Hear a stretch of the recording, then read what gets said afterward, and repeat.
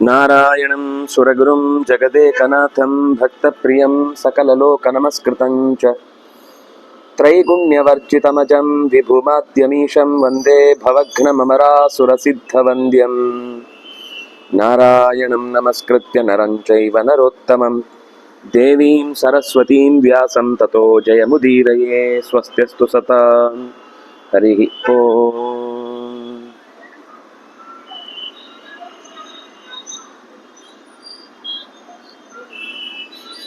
ದ್ರೋಣರು ಅಧಿಕಾರವನ್ನು ಸ್ವೀಕಾರ ಮಾಡಿದ ಬಳಿಕ ನಿನಗೇನು ಬೇಕು ಅಂತ ದುರ್ಯೋಧನನನ್ನು ಕೇಳಿದಾಗ ಧರ್ಮರಾಜನನ್ನು ನನಗೆ ಜೀವಂತವಾಗಿ ಹಿಡಿದುಕೊಡ್ಬೇಕು, ನನಗೆ ಇದು ಬಹಳ ಮುಖ್ಯವಾದ ನಿಮ್ಮ ಕಡೆಯಿಂದ ನಾನು ಬಯಸುವಂಥದ್ದು ಅನ್ನುವ ಹಿನ್ನೆಲೆಯನ್ನು ಅವನು ಹೇಳ್ತಾನೆ. ಎಲ್ಲರ ಹತ್ರ ಮಾತಾಡಿ ಹೇಳಿರ್ತಾನೆ, ದದಾಸಿ ಚೇದ್ವರಂ ಮಹ್ಯಂ ಜೀವಗ್ರಾಹಂ ಯುಧಿಷ್ಠಿರಂ. ಜೀವಗ್ರಾಹ ಅಂದ್ರೆ ಇನ್ನು ಬದುಕಿರ್ಬೇಕಾದ್ರೇನೆ ನಂಗೆ 12th ಜೀವಗ್ರಾಹಂ ಯುಧಿಷ್ಠಿರಂ. ನನ್ನ ಬೇಡ ಬೇಡ ಬೇಡ ಬೇಡ ಹೀಗೆ ಇಡ್ಕೋತೇನೆ. ಜೀವಗ್ರಾಹ ಅಂತಂದ್ರೆ ಬದುಕಿರುವ ಸ್ಥಿತಿಯಲ್ಲೇ ನನಗೆ ತಂದು ಕೊಡ್ಬೇಕು. ಗೃಹೀತ್ವಾ ರಥಿನಾಂ ಶ್ರೇಷ್ಠಂ ಮತ್ಸಮೀಪ ಮಿಹಾನಯ ಇಚ್ಛೇಯಂ ವೈ ಮಹಾತ್ಮಾನಂ ಧರ್ಮಾತ್ಮಾನಂ ಯುಧಿಷ್ಠಿರಂ. ಮಹಾತ್ಮನಾದ ಯುಧಿಷ್ಠಿರನನ್ನು, ಧರ್ಮಾತ್ಮನನ್ನು ನಾನು ಜೀವಂತವಾಗಿ ನನ್ನ ಹತ್ರಕ್ಕೆ ನೀವು ಕರ್ಕೊಂಡು ಬರ್ಬೇಕು, ನಾನು ಅವನನ್ನು ನೋಡ್ಬೇಕು. ಭ್ರಾತೃಣಾಂ ಪಶ್ಯತಾಮೇವ ಜೀವಗ್ರಾಹೇಣ ಮೇ ದ್ವಿಜ ಗೃಹೀತ್ವಾ ರಥಿನಾಂ ಶ್ರೇಷ್ಠಂ ಮತ್ಸಕಾಶಮಿಹಾನಯ. ಅವ್ರ ಅಣ್ಣ ತಮ್ಮಂದ್ರೆಲ್ಲ ನೋಡ್ತಾ ಇರ್ಬೇಕಾದ್ರೇನೆ ಅವರು ನನ್ನ ಕೈಗೆ ಸಿಗಬೇಕು. ಪ್ರೀಣಾಮ್ಯನೇನ, ಪ್ರೀಣಾಮಿ ಅಂದ್ರೆ ಇದರಿಂದ ಸಂತುಷ್ಟನಾಗ್ತೇನೆ. ಪ್ರೀಣಾಮ್ಯನೇನ ಕಾರ್ಯೇಣ ಸಸುಹೃಜ್ಜನ ಬಾಂಧವ. ಕೆಲಸ ಮಾಡಿ. ಸಸುಹೃಜ್ಜನ ಬಾಂಧವ. ಸುಹೃಜ್ಜನ ಬಾಂಧವ ಅಂತಂದ್ರೆ ಸಜ್ಜನರ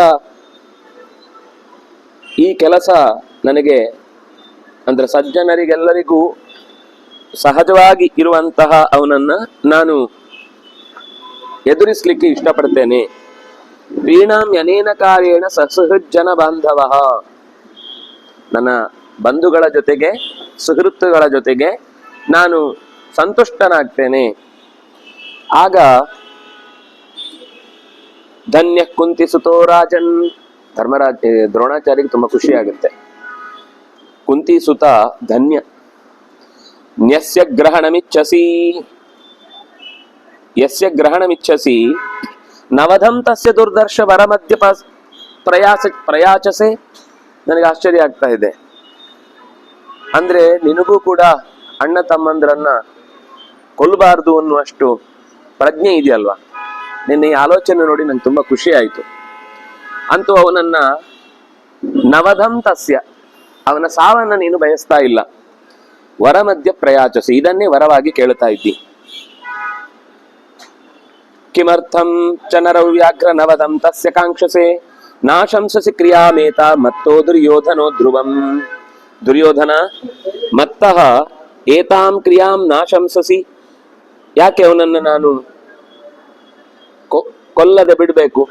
ಯಾಕೆ ಅವನನ್ನು ಕೊಲ್ಲಬಾರದು? ಅಹೋ ಅಹೋ ಸ್ವಿಧರ್ಮರಾಜಸ್ಯ ದ್ವೇಷ್ಟಾ ಕಶ್ಚಿನ್ನ ವಿದ್ಯತೆ ಯದಿಷ್ಯಸಿ ತ್ವಂ ಜೀವಂತಂ ಕುಲಂ ರಕ್ಷಸಿ ಚಾತ್ಮನಃ. ಕುಲವನ್ನು ಉಳಿಸಿಕೊಳ್ಳುವ ಬಯಕೆಯಿಂದ ಅಜಾತಶತ್ರು ಎನ್ನಿಸಿದಂತಹ ಧರ್ಮರಾಜನಲ್ಲಿ ನಿನಗೆ ದ್ವೇಷ ಮಾಡುವುದು ಮನಸ್ಸಿನಲ್ಲಿ ಇಲ್ಲ ಅಂತ ನಾನು ಅನ್ಕೊಳ್ತಾ ಇದ್ದೇನೆ. ಧರ್ಮರಾಜಸ್ಯ ದ್ವೇಷ್ಟ ನ ಕಶ್ಚಿದ್ ವಿದ್ಯತೆ. ಧರ್ಮರಾಜನಿಗೆ ಯಾರ ಮೇಲೂ ದ್ವೇಷ ಇಲ್ಲ, ಮತ್ತು ಅವನನ್ನು ಕೂಡ ನೇರವಾಗಿ ಯಾರು ದ್ವೇಷಿಸುವವರು ಕಾಣಲ್ಲ. ಅದನ್ನು ನೀನು ಕೂಡ ಅನುಸರಿಸ್ತಾ ಇದ್ದಿ.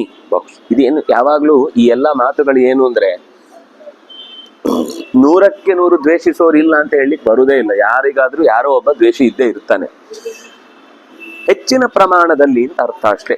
ಹೆಚ್ಚಿನ ಪ್ರಮಾಣದಲ್ಲಿ ಅವನನ್ನ ದ್ವೇಷಿಸೋರು. ಈಗ ನಮ್ಮ ಕಾಲದಲ್ಲಿ ಅಟಲ್ ಬಿಹಾರಿ ಅವರನ್ನ ವಿರೋಧಿಸೋರೇ ಇಲ್ಲ. ಒಂದರ್ಥದಲ್ಲಿ ಶತ್ರು ಪಕ್ಷದವರು ಕೂಡ ಬಹಳ ಮೆಚ್ಚುವ ವ್ಯಕ್ತಿತ್ವ. ಎದುರಾಳಿಗಳೇ ಆಗಿದ್ರು ಕೂಡ ಅವರು ಅಟಲ್ ಬಿಹಾರಿ ಅವರ ಬಗ್ಗೆ ಮಾತು ಬಂದಾಗ ಅವರ ಬಗ್ಗೆ ಒಂದು ಒಳ್ಳೆ ಮಾತೇ ಆಡ್ತಿದ್ರು. ಅವರು ದೇಹಾಂತ್ಯ ಆದಾಗ ಎಲ್ಲಾ ಪಕ್ಷದವರು ಸೇರಿ ಅವರಿಗೆ ಕೃತಜ್ಞತೆಯನ್ನು ಅರ್ಪಿಸಿದ್ರು ಅಂತ. ಆ ತರ ಒಂದು ಒಳ್ಳೆಯ ವ್ಯಕ್ತಿತ್ವ. ಅಂದ್ರೆ ಅವ್ರು ಹೇಗೆ ಅಂದ್ರೆ ಯಾವತ್ತೂ ಕೂಡ ವ್ಯಕ್ತಿಯನ್ನ ನಾಶ ಮಾಡುವುದಲ್ಲ. ಅವರ ಸ್ವಭಾವ ಏನಂದ್ರೆ ವ್ಯಕ್ತಿಯನ್ನೇ ಸಹಜವಾಗಿ ಒಳ್ಳೆ ಕೆಲಸಕ್ಕೆ ನೀವು ನನ್ನ ಜೊತೆಗೆ ಇರ್ಬೇಕು ಅಂತ ಅವರನ್ನ ತನ್ನಡೆಗೆ ಕರೆಸ್ಕೊಳ್ತಿದ್ರು. ಶತ್ರು ಎದುರಾಳಿಯ ಪಕ್ಷದಲ್ಲಿದ್ದಾಗ್ಲೂ ಅನೇಕ ಕಾಯ್ದೆಗಳನ್ನೆಲ್ಲ ಆ ರೀತಿಯ ವ್ಯವಸ್ಥೆಯಲ್ಲಿ ಅರ್ಥ ಮಾಡಿಸ್ತಿದ್ರು. ಆ ರೀತಿ ಯುಧಿಷ್ಠಿರನಿಗೆ ಯಾವತ್ತು ಯಾರ ಮೇಲೂ ದ್ವೇಷ ಮಾಡಿ ಅಭ್ಯಾಸ ಇಲ್ಲ. ಆದ್ರಿಂದಾಗಿ ಅವನನ್ನು ಕೂಡ ಯಾರು ದ್ವೇಷ, ಈಗ ಯಾರಾದ್ರೂ ಕೊಂದು ಬಿಡ್ತೇನೆ ಅಂತ ಅವನಿಗೆ ಅಂದಾಗ ಮಾತ್ರ ಇವನು ಕೂಡ ವಾಪಸ್ ಕೊಂದು ಬಿಡ್ತೇನೆ ಅಂತಾನೆ. ಅವನು ಯಾವತ್ತೂ ಅಂದೇ ಇಲ್ಲ ಅಂದಾಗ ಅವನ ಬಗ್ಗೆ 2 ಸಲ ಅಂದು 3 ಸಲ ಅಂದು 4ನೇ ಸಲ ಅನ್ನುವಾಗ ಅವನು ಅದಕ್ಕೂ ಪ್ರತಿಕ್ರಿಯೆ ಆಯ್ತು ನೋಡೋಣ ಏನ್ ವ್ಯವಸ್ಥೆ ಮಾಡೋಣ ಅಂತ ಹೇಳಿದ್ರೆ ಅವನು ಒಂದು 10 ಸಲ ಹೇಳೋನು 5 ಸಲ ಕಮ್ಮಿ ಮಾಡ್ತಾನೆ. ಯಾಕಂದ್ರೆ ಅವನಿಂದ ಒಂದು ರಿಯಾಕ್ಷನ್ ಇಲ್ಲ ಅಂದಾಗ ಅವನಿಗೆ ಸಹಜವಾಗಿ ಅದರ ಹೋಗ ಕಮ್ಮಿ ಆಗುತ್ತೆ, ಪೂರ್ತಿ ಹೋಗುತ್ತೆ ಅಂತ ಹೇಳಿಲ್ಲ.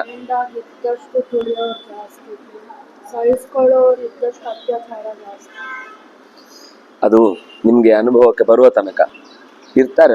ನಾನು ಎಲ್ಲಾ ನಿಯಮಗಳು ಅಪವಾದ ಅಂತ ನಾನು ಒಪ್ಕೊಂಡಿದ್ದೇನೆ. ಎಲ್ಲಾರು ಹಾಗಲ್ಲ, ಆದ್ರೆ ಜನರಲ್ ಆಗಿ ಎಲ್ಲಾರು ಒಂದ್ಸತಿ ಸುಮ್ಮನಿದ್ರೆ 2ನೇ ಸತಿ ಸುಮ್ಮನಾಗೋರು ಇರಲ್ಲ.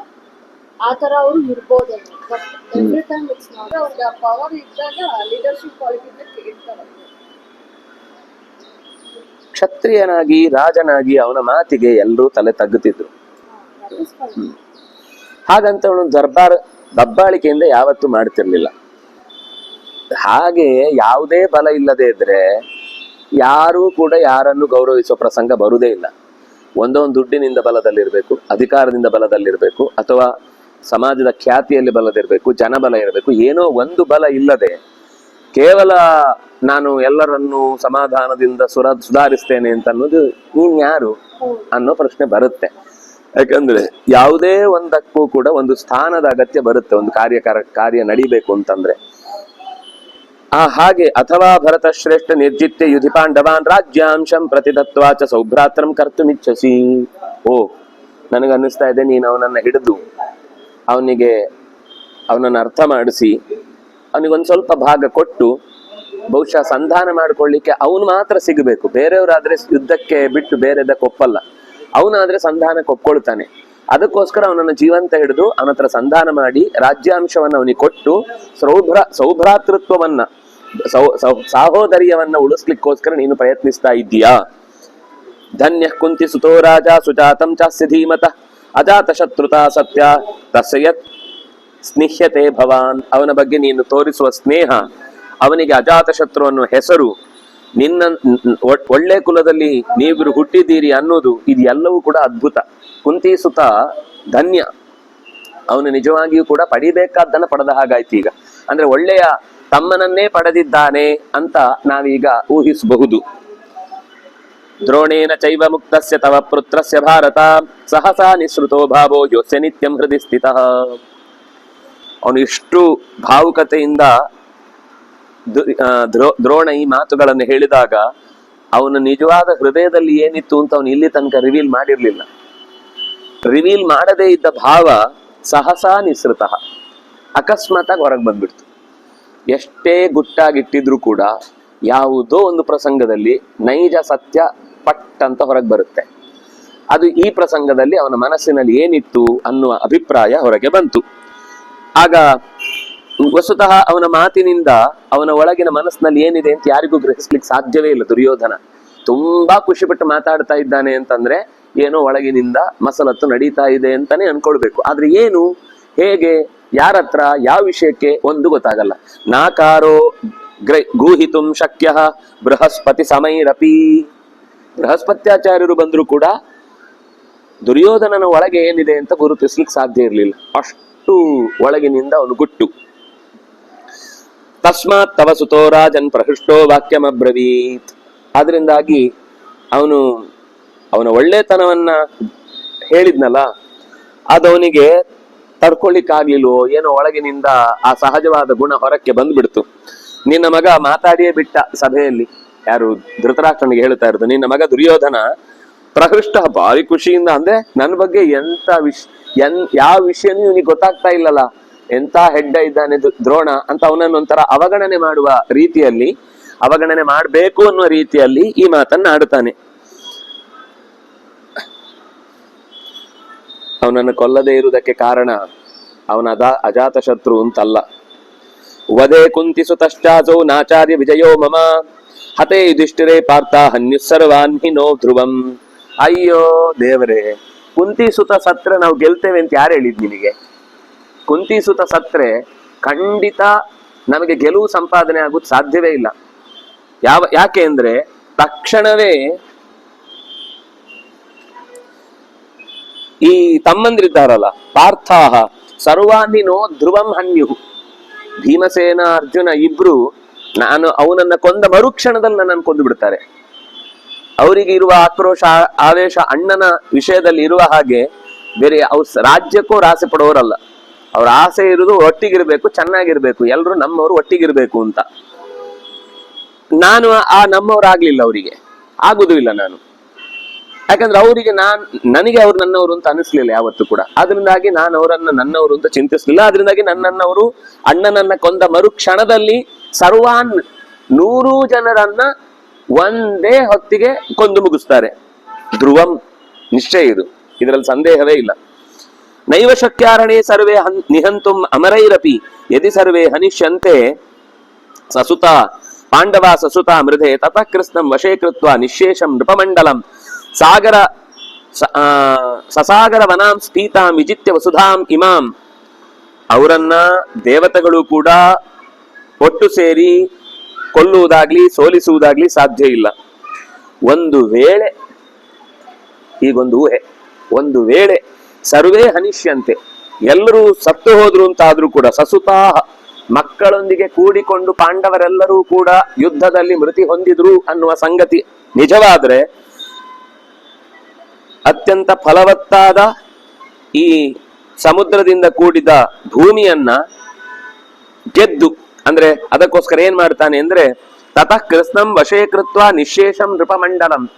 ನೃಪಮಂಡಲ ಅಂದ್ರೆ ಈ ರಾಜರ ಗುಂಪನ್ನು ಎಲ್ಲರನ್ನು ನಿಶೇಷಂ ಒಬ್ಬರನ್ನು ಉಳಿಸದೆ, ಯಾರೊಬ್ಬರನ್ನು ಉಳಿಸದೆ ಇಡೀ ರಾಜರ ಗುಂಪನ್ನೇ ಕೊಂದು ಸಮಸ್ತ ಭೂಮಿಯನ್ನು, ಸಾಗರದಿಂದ ಕೂಡಿದಂತಹ ಸಮಸ್ತ ಭೂಮಿಯನ್ನು ತನ್ನ ವಶಕ್ಕೆ ತಂದುಕೊಂಡು ಈ ಭೂಮಿಯನ್ನ ವಿಷ್ಣುರ್ದಾಸ್ಯತಿ ಕೃಷ್ಣಾಯಿ ಕುಂಚೈವ ಪುರುಷೋತ್ತಮ.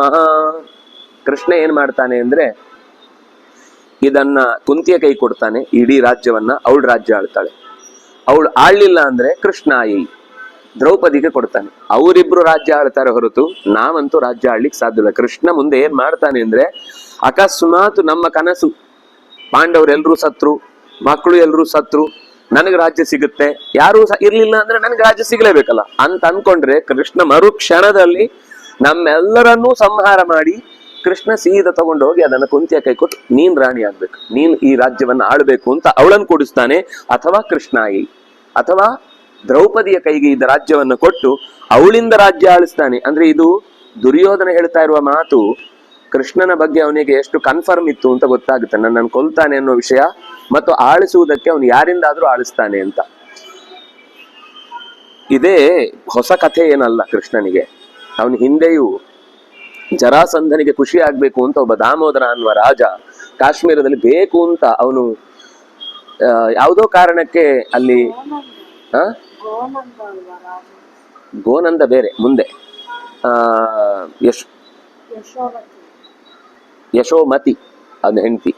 ದಾಮೋದರ ಅನ್ನುವ ರಾಜನನ್ನ ಸಂಹಾರ ಮಾಡಿ, ಆ ಸಂಹಾರ ಮಾಡ್ಬೇಕು ಅಂತ ಇರ್ಲಿಲ್ಲ ಅವನಿಗೆ, ಅವನೇ ಕಾಲ್ ಕೆದರ್ಕೊಂಡು ಬಂದು ಜರಾಸಂಧನಿಗೆ ಪ್ರೀತಿ ಆಗ್ಬೇಕು ಅಂತ ಯುದ್ಧ ಮಾಡ್ತಾನೆ, ಸತ್ ಹೋಗ್ತಾನೆ. ಏನ್ ಮಾಡುದು? ಆದ್ರೆ ಕೃಷ್ಣ ರಾಜ್ಯವನ್ನ ತನ್ನ ವಶಕ್ಕೆ ತಂದ್ಕೊಳ್ಳಿಲ್ಲ. ಅವನ ಹೆಂಡತಿ ಗರ್ಭಿಣಿ ಇರ್ತಾಳೆ, ಅವಳನ್ನೇ ಸಿಂಹಾಸನದಲ್ಲಿ ಕೂಡಿಸಿ ಬೇಕಿರುವ ಸೇನಾ ಸಹಾಯವನ್ನು ಮಾಡಿ, ನಮ್ ಕಡೆಯಿಂದಲೂ ನಿಂಗೆ ಯಾವಾಗ ಬೇಕಾದ್ರೂ ಸೇನೆ ಇರುತ್ತೆ, ನಿನ್ನ ಮಗ ದೊಡ್ಡವನಾಗೋ ತನಕ ಅದು ನಮ್ ಜವಾಬ್ದಾರಿ, ನೀನೇ ರಾಜ್ಯ ಆಳ್ಬೇಕು ಹೊರತು ಇದನ್ನ ನೀನ್ ಯಾರು ಬೇರೆಯವ್ರು ಆಡ್ಲಿಕ್ಕೆ ಆಗುದಿಲ್ಲ, ಸುತ್ತಲಿನ ರಾಜ್ಯದವ್ರು ಏನೇ ತೊಂದರೆ ಮಾಡೋದು ಅದಕ್ಕೆ ನಾವು ನಿಮ್ಗೆ ಸಪೋರ್ಟ್ ಇದ್ದೇವೆ ಅಂತ ಹೇಳಿ ರಕ್ಷಿಸಿದವನು. ಇದೇನು ಹೊಸ್ತಲ್ಲ ಅವನಿಗೆ ಈ ಕೆಲಸ ಮಾಡುದು, ದ್ರೌಪದಿಯ ಕೈಯಲ್ಲಿ ರಾಜ್ಯ ಆಳಿಸ್ತಾನೆ ಅಂತ ಅನ್ನೋದು. ಹಾಗಾಗಿ ಅದು ವಿಷ್ಣುರ್ ದಾಸ್ಯತಿ ಕೃಷ್ಣಾಯಿ ಕುಂಚೈವ ಪುರುಷೋತ್ತಮ ಯದ್ದೇಶ ಚೈವ ಶೇಷ ಸ್ಯಾತ್ ಸ ಏವಾಸ್ಮಾನ್ನ ಶೇಷಯೇತ್. ಪಾಂಡವರು ಉಳಿದ್ರಂತೂ ನಮ್ಮನ್ನು ನಿಶೇಷವಾಗಿ ನಾಶ ಮಾಡ್ತಾರೆ, ಪಾಂಡವರು ಸತ್ರು ಕೃಷ್ಣ ನಮ್ಮನ್ನು ನಿಶೇಷ ಮಾಡ್ತಾರೆ. ನಾವು ನಿಶೇಷ ಆಗುದು ನಿಶ್ಚಯ. ಯುಧಿಷ್ಠಿರನನ್ನ ಕೊಂದ್ರೆ ಪಾಂಡವರು ಕೊಂದು ಬಿಡ್ತಾರೆ, ಪಾಂಡವರೆಲ್ಲರನ್ನ ಕೊಂದ್ರೆ ಕೃಷ್ಣ ಕೊಂದು ಬಿಡ್ತಾನೆ. ಅಲ್ಲ, ಕೃಷ್ಣನನ್ನ ಕೊಂದ್ರೆ ಕೃಷ್ಣನನ್ನು ಕೊಲ್ಲೋ ಕತೆ ನಮ್ ಕೈಲಿ ಆಗುವಂತದ್ದಲ್ಲ, ಅದು ಕನಸು ಕೂಡ ಬೀಳುವುದಿಲ್ಲ. ಹಾಗೆ ಸತ್ಯ ಪ್ರತಿಜ್ಞೆ ತ್ವಾನೀತೆ ಪುನರ್ದ್ಯೂತೆ ನ ನಿರ್ಜಿತೆ. ಸತ್ಯ ಪ್ರತಿಜ್ಞನಾದಂತಹ ಯುಧಿಷ್ಠಿರನನ್ನು ನಾವು ಕರೆದು ಏನ್ ಮಾಡ್ತೇವೆ ಅಂತಂದ್ರೆ, ಮತ್ತೆ ಅವನನ್ನ ದ್ಯೂತ ಆಡಿಸ್ತೇವೆ. ದ್ಯೂತ ಆಡಿಸಿ ಅವನು ದ್ಯೂತಕ್ಕೆ ಬಂದೇ ಬರ್ತಾನೆ. ಯಾಕಂದ್ರೆ ನಮ್ಮ ಅಪ್ಪ ಇದ್ದಾನಲ್ಲ, ಅವನ ಹತ್ರ ಹೇಳಿಸಿದ್ರೆ ಮುಗ್ದೋಯ್ತು. ನಮ್ಮ ಅಪ್ಪನನ್ನ ಮುಂದೆ ಬಿಟ್ಟು ಅವನ ಹತ್ರ ದ್ಯೂತ ಆಡ್ಲಿಕ್ಕೆ ಹೇಳಿದ್ರೆ ನಿರ್ಜಿತ, ಅವನನ್ನು ಗೆದ್ದು ಬಿಡ್ತೇವೆ. ತಸ್ಮಾತ್ ಜೀವತಿ ಚಾಯಾತೆ ಹ್ಯುಪಾಯೇ ಬಹುಭಿ ಕೃತೈ. ಅಥವಾ ಅವನು ಜೀವಂತ ಇದ್ರೆ, ನಿಮ್ಗೆ ಜೀವಂತ ಬೇಕು ಅಂದ್ರೆ ನೀವು ರಾಜ್ಯವನ್ನು ನಮಗೆ ಕೊಡಬೇಕು, ನಿಮ್ಗೆ ಅಣ್ಣ ಬೇಕೋ ರಾಜ್ಯ ಬೇಕೋ ಅಂತ ಈ ರೀತಿ ಅವರನ್ನ ಕೇಳಿ ಉಪಾಯೈ ಬಹುಭಿ ಕೃತೈ. ಈ ರೀತಿ ಅವನನ್ನ ನಮ್ಮ ವಶಕ್ಕೆ ತಂದುಕೊಂಡು ಬಿಟ್ರೆ, ಅನೇಕ ಉಪಾಯಗಳಿಂದ ಯುಧಿಷ್ಠಿರನನ್ನ ನಮ್ಮ ವಶಕ್ಕೆ ತಂದುಕೊಂಡು ಬಿಟ್ರೆ ಅನೇಕ ಉಪಾಯಗಳಿಂದ ಪಾಂಡವರಿಂದ ರಾಜ್ಯವನ್ನು ಕಸಿದುಕೊಳ್ಳುವುದು ನಮಗೆ ಕಷ್ಟ ಅಲ್ಲ. ಅವನು ಜೀವಂತ ಇರಬೇಕು. ಅವನು ಸತ್ತ ಅಂದ್ರೆ ನಮ್ ಕತೆ ಸತ್ತೋಯ್ತು, ನಮ್ಗೆ ಮತ್ತೆ ಬದುಕಿಲ್ಲ. ಯಾರನ್ನು ಕೊಲ್ಲಿಕ್ಕಾಗಲ್ಲ. ನಾವು ಎಲ್ಲಿ ತನಕ ನಾವು ಬದುಕಿದ್ದೇವೆ ಅಂದ್ರೆ ಅದಕ್ಕೆ ಕಾರಣ 5 ಜನ ಬದುಕಿದ್ದಾರೆ, ಅದ್ರಲ್ಲಿ ಒಬ್ಬ ಸತ್ತ ಅಂದ್ರು ಆ ಒಬ್ಬ ಸಾಯುವುದಕ್ಕೆ ನಾವು ಯಾರೋ ಒಂದು ರೀತಿಯಿಂದ ಇಂಡೈರೆಕ್ಟ್ ಆಗಿಯೂ ಕಾರಣ ಅಂತ ಗೊತ್ತಾದ್ರೆ ನಮ್ಮನ್ನ ಅಷ್ಟು ಜನರನ್ನ ನಾಶ ಮಾಡ್ತಾರೆ ಪಾಂಡವರು. ಪಾಂಡವರೇ ನಮ್ಮ ಕೈಯಿಂದ ಸತ್ತು ಹೋದ್ರು ಅಂದ್ರೆ ಕೃಷ್ಣನಾದ್ರೂ ನಮ್ಮನ್ನ ನಾಶ ಮಾಡ್ತಾನೆ, ಇದು ನಿಶ್ಚಯ. ಪುನರ್ಯಾಸ್ಯ ಅರಣ್ಯಾಯ ಪಾಂಡವ ತಮನೋವ್ರತಾ. ಹೀಗೆ ಅವನನ್ನ ಉಪಾಯದಿಂದ ಕಾಡಿಗೆ ಕಳುಹಿಸಿ ಅಣ್ಣನನ್ನ ಮುಂದೆ ಬಿಟ್ರೆ ಕಾಡಿಗೆ ಹೋಗು ಅಂತ ತಮ್ಮಂದ್ರು ಅವನನ್ನ ಅನುಸರಿಸ್ಕೊಂಡು ಸುಮ್ಮನೆ ಹೊರಟೋಗ್ತಾರೆ. ಅಣ್ಣನನ್ನ ನಿಯಂತ್ರಣದಲ್ಲಿಟ್ರೆ ಮಾತ್ರ ತಮ್ಮಂದ್ರು ನನ್ಗೆ ಅವ್ರು ಎಷ್ಟೇ ಬಲಿಷ್ಠರಾದ್ರೂ ಕೂಡ ಘಾಸಿ ಮಾಡ್ಲಿಕ್ಕೆ ಆಗುದಿಲ್ಲ. ಇದು ಅವನದು ಊಹೆ ಅಷ್ಟೇ, ಇದು ಹೀಗೆ ಆಗತ್ತೆ ಅಂತಿಲ್ಲ. ಹಿಂದೆ ಒಂದು ಆಗಿದ್ ಯಾಕೆ ಅಂದ್ರೆ ಅದು ಅಣ್ಣನ ಪೂರ್ವದಿಂದಲೇ ನಿರ್ಧಾರವಾದಂತಹ ಒಂದು ಪ್ರತಿಜ್ಞೆ ಇತ್ತು. ಅದು ಇದೆಲ್ಲ ಊಹೆಯಲ್ಲಿ ನಡೆದು ಹೋಗಿದೆ. ಅಂದ್ರೆ ಹೀಗ್ ಮಾಡಬಹುದು ಅಂತ ಅನ್ನೋ ಕಲ್ಪನೆ ಇರ್ಲಿಲ್ಲ. ದ್ಯೂತವನ್ನ ಆಡಿಸಿ ರಾಜ್ಯವನ್ನ ಕಳೆದು ಹೀಗೆಲ್ಲ ಮಾಡ್ತಾರೆ ಅನ್ನೋ ಕಲ್ಪನೆ ಇರ್ಲಿಲ್ಲ. ಒಂದಾಗಿ ಅರ್ಧ ದಾರಿಯಲ್ಲಿ ಹೋಗುವಾಗ್ಲೇ ಮತ್ತೆ ಕರೆದಿದ್ದು. ಅಂದ್ರೆ ಅವ್ರಿಗೆ ಇನ್ನೂ ಯೋಚನೆ ಮಾಡಿ ಮುಂದಿನ ನಿರ್ಧಾರ ಏನು ಅಂತ ಕೈಗೊಳ್ಳುವ ಮುಂಚೆಯೇ ಆದದ್ದು. ಮತ್ತೆ ಈ ಸರ್ತಿ ಅವರು ಹಿಂದಿನ ತರ ಸ್ವಲ್ಪ ಕ್ರೂರವಾಗಿ ನಡ್ಕೊಳ್ಳಿಲ್ಲ. ದ್ಯೂತ ಆಗುವಾಗ ಅಕಸ್ಮಾತ್ ನೀವು ಗೆದ್ರೆ ಅದು ರಾಜ್ಯ ನಿಮ್ದು. ಅವ್ರು ಹೇಗೆ ಹೇಳ್ತಾರೆ ಅಂದ್ರೆ ಬಹಳ ಬುದ್ಧಿವಂತರು. ನೀವು ಹಿಂದೆ ನೆನಪಿದ್ರೆ ನಿಮ್ಗೆ ಆಶ್ಚರ್ಯ ಆಗುತ್ತೆ ಅವ್ರ ಮಾತು. ಅವ್ರು ಹೇಳುದು, ನಾವು ಸೋತ್ರೆ ನಾವು ಕಾಡಿಗೆ ಹೋಗ್ತೇವೆ, ನೀವು ಸೋತ್ರೆ ನೀವು ಕಾಡಿಗೆ ಹೋಗ್ಬೇಕು. ಆ ನಾವು ಸೋತ್ರೆ ಅಂತ ಮೊದಲು ಹೇಳುವ ಮಾತಿದೆಯಲ್ಲ, ಯಾವಾಗ್ಲೂ ಬೇಗ ಕನ್ವಿನ್ಸ್ ಆಗ್ಬಿಡುತ್ತೆ. ನಾವು ಸೋತ್ರೆ ನಾವು ಕಾಡಿಗೆ ಹೋಗ್ತೀವಿ ಇಷ್ಟು ಹೇಳಿದಾಗ ಸೋಲಿಸ್ಬಿಟ್ರೆ ಇವ್ರದಂತೂ ಯುದ್ಧ ಇಲ್ಲದೆ ಒಂದು ಜಗಳ ಇಲ್ಲದೆ ರಗಳೆ ಪರಿಹಾರ ಆಗುತ್ತಲ್ಲ. ಅದು ಯಾವಾಗ್ಲೂ ಈ ದ್ಯೂತದಲ್ಲಿ ಆಟುವ ಅಥವಾ ಈ ಲಾಟರಿ ಇರ್ಬೋದು, ಅವ್ರು ಇವ್ರು ಅದ್ರಲ್ಲಿ ಮೊದ್ಲೊಂದು ಗೆದ್ದು ಬಿಡ್ತಾರೆ. 1-2 ಸಲ ಗೆಲ್ತಾರೆ, 3 ಸಲ ಗೆಲ್ತಾರೆ, 4 ಸಲ ಗೆಲ್ತಾರೆ. ಅಲ್ಲ, ಮೊದ್ಲು ಸ್ವಲ್ಪ ಗೆದ್ದಿದ್ದಾರೆ. ಗೆದ್ದು ಸೋತು ದೊಡ್ಡದು ಇಡ್ಲಿಕ್ಕೆ ಬಂದಾಗ ಗೆಲ್ಲಿಲ್ಲ. ಚಿಕ್ಕದಾಗಿ 2 ಕಡೆಯಿಂದ ಗೆಲ್ಲುವ ಕಾರ್ಯಕ್ರಮ ಆಗಿದೆ. ಆದ್ರೆ ಏನು ಅಂದ್ರೆ ಯಾವಾಗ ಸಂಪತ್ತನ್ನು ದೊಡ್ಡ ಪ್ರಮಾಣದಲ್ಲಿ ಒಬ್ಬೊಬ್ಬರನ್ನೇ ಇಡ್ಲಿಕ್ಕೆ ಶುರು ಮಾಡಿದ್ರು ಆಗ ನಿರಂತರ ಗೆಲ್ತಾರೆ. ಆಗ ರುಚಿ ಹತ್ಯೆ ಆಗಿತ್ತು. ಯಾವಾಗ ರುಚಿ ಹತ್ತಬೇಕೋ ಅಲ್ಲಿ ತನಕ ಬೇಕು ಅಂತಾನೆ ಅವರನ್ನ ಆಟ ಆಡಿಸಿ ಗೆಲ್ಲಿಸ್ತಾರೆ. ಈ ಗೆಲ್ಸುದು ಅನ್ನೋದು ಕೂಡ ಅದ್ರ ಹಿಂದೆ ಒಂದು ಅಂದ್ರೆ ಈಗ ಆಫರ್ 10 ಕೋಟಿ ಆಫರ್ ಇದೆ ಅಂತ ಹೇಳಿರ್ತಾರೆ. ಅದು 10 ಕೋಟಿ ಆಫರ್ ಯಾರಿಗೆ? ಒಬ್ಬನಿಗಲ್ಲ. ಅದ್ರಲ್ಲಿರುವ ಎಲ್ಲಾ ಟೋಟಲ್ ಪ್ರೈಸ್ ನ ಬಗ್ಗೆ ಹೇಳಿರ್ತಾರೆ. ನಮ್ ತಲೆಯಲ್ಲಿ ಏನ್ ಬರುತ್ತೆ ಅಂದ್ರೆ 10 ಕೋಟಿ ಆಫರ್ ಅಂದ್ರೆ ಒಂದು 10 ರೂಪಾಯಿ ಹೋದ್ರೆ ಏನ್ ಪ್ರಾಬ್ಲಮ್ ಅಂತ ತಲೆಯಲ್ಲಿರುತ್ತೆ. ಒಂದ್ ತಗೋತಾನ, ಆಗ 10 ರೂಪಾಯಲ್ಲಿ 20 ರೂಪಾಯಿ ಬಂದ್ಬಿಡುತ್ತೆ. 20 ರೂಪಾಯಿ ಬಂತು ಅಂದ್ರೆ ಇನ್ನೇನು, ಸರಿ ಇನ್ನೊಂದು 100 ರೂಪಾಯಿ ಕೊಡಿ. ಅದು ಇದ್ರ ಅಣ್ಣ.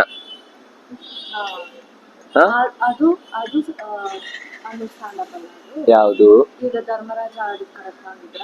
ದ್ಯೂತ ಸರಿ ಅಂತ ಯಾರು ಹೇಳಿದ್ರಿ? ಈಗ ಅಣ್ಣ ಅಂತ ಹೇಳಿದ್ ಯಾಕೆ ಅಂತಂದ್ರೆ ಇವತ್ತು ನ್ಯಾಯ ಅಂತ ಅನ್ಕೊಂಡ್ ಮಾತಾಡ್ತಿದ್ರು, ಆಗ ಅನ್ಯಾಯ ಅಂತ ಗೊತ್ತಿದ್ದು ಮಾಡಿದ್ದದು. ಮೊದ್ಲು ಮಾಡಿದ್ದು ಸೌಹಾರ್ದ. ರಾಜರಿಗೆ ಅದು ನಿಯಮ. ರಾಜರಿಗೆ ದ್ಯೂತ ಆಡುದು ದೋಷ ಅಲ್ಲ, ಅದನ್ನ ದುಡ್ಡಿಟ್ಟಾಡುದು ದೋಷ. ನಮಗೆ ಸಿಚುವೇಶನ್ ಅರ್ಥ ಆಗದೆ ಇದ್ರೆ ನಾವು ಇವತ್ತಿನ ಲೆಕ್ಕಾಚಾರದ ಮಾಡಿದ್ರೆ ಜಗತ್ತಲ್ಲಿ ಮಾಡಿದ್ದೆಲ್ಲ ತಪ್ಪೆ. ಅಲ್ಲಲ್ಲಿಗ ಆಯಾ ಕಾಲಕ್ಕೆ ಕೆಲವು ನಿಯಮ ಇರುತ್ತೆ. ಈಗ ಜೂಜಾಡುದು ಹೇಗೆ ನ್ಯಾಯವೋ ಬೇಟೆ ಆಡುದು ಅವ್ರಿಗೆ ನ್ಯಾಯ.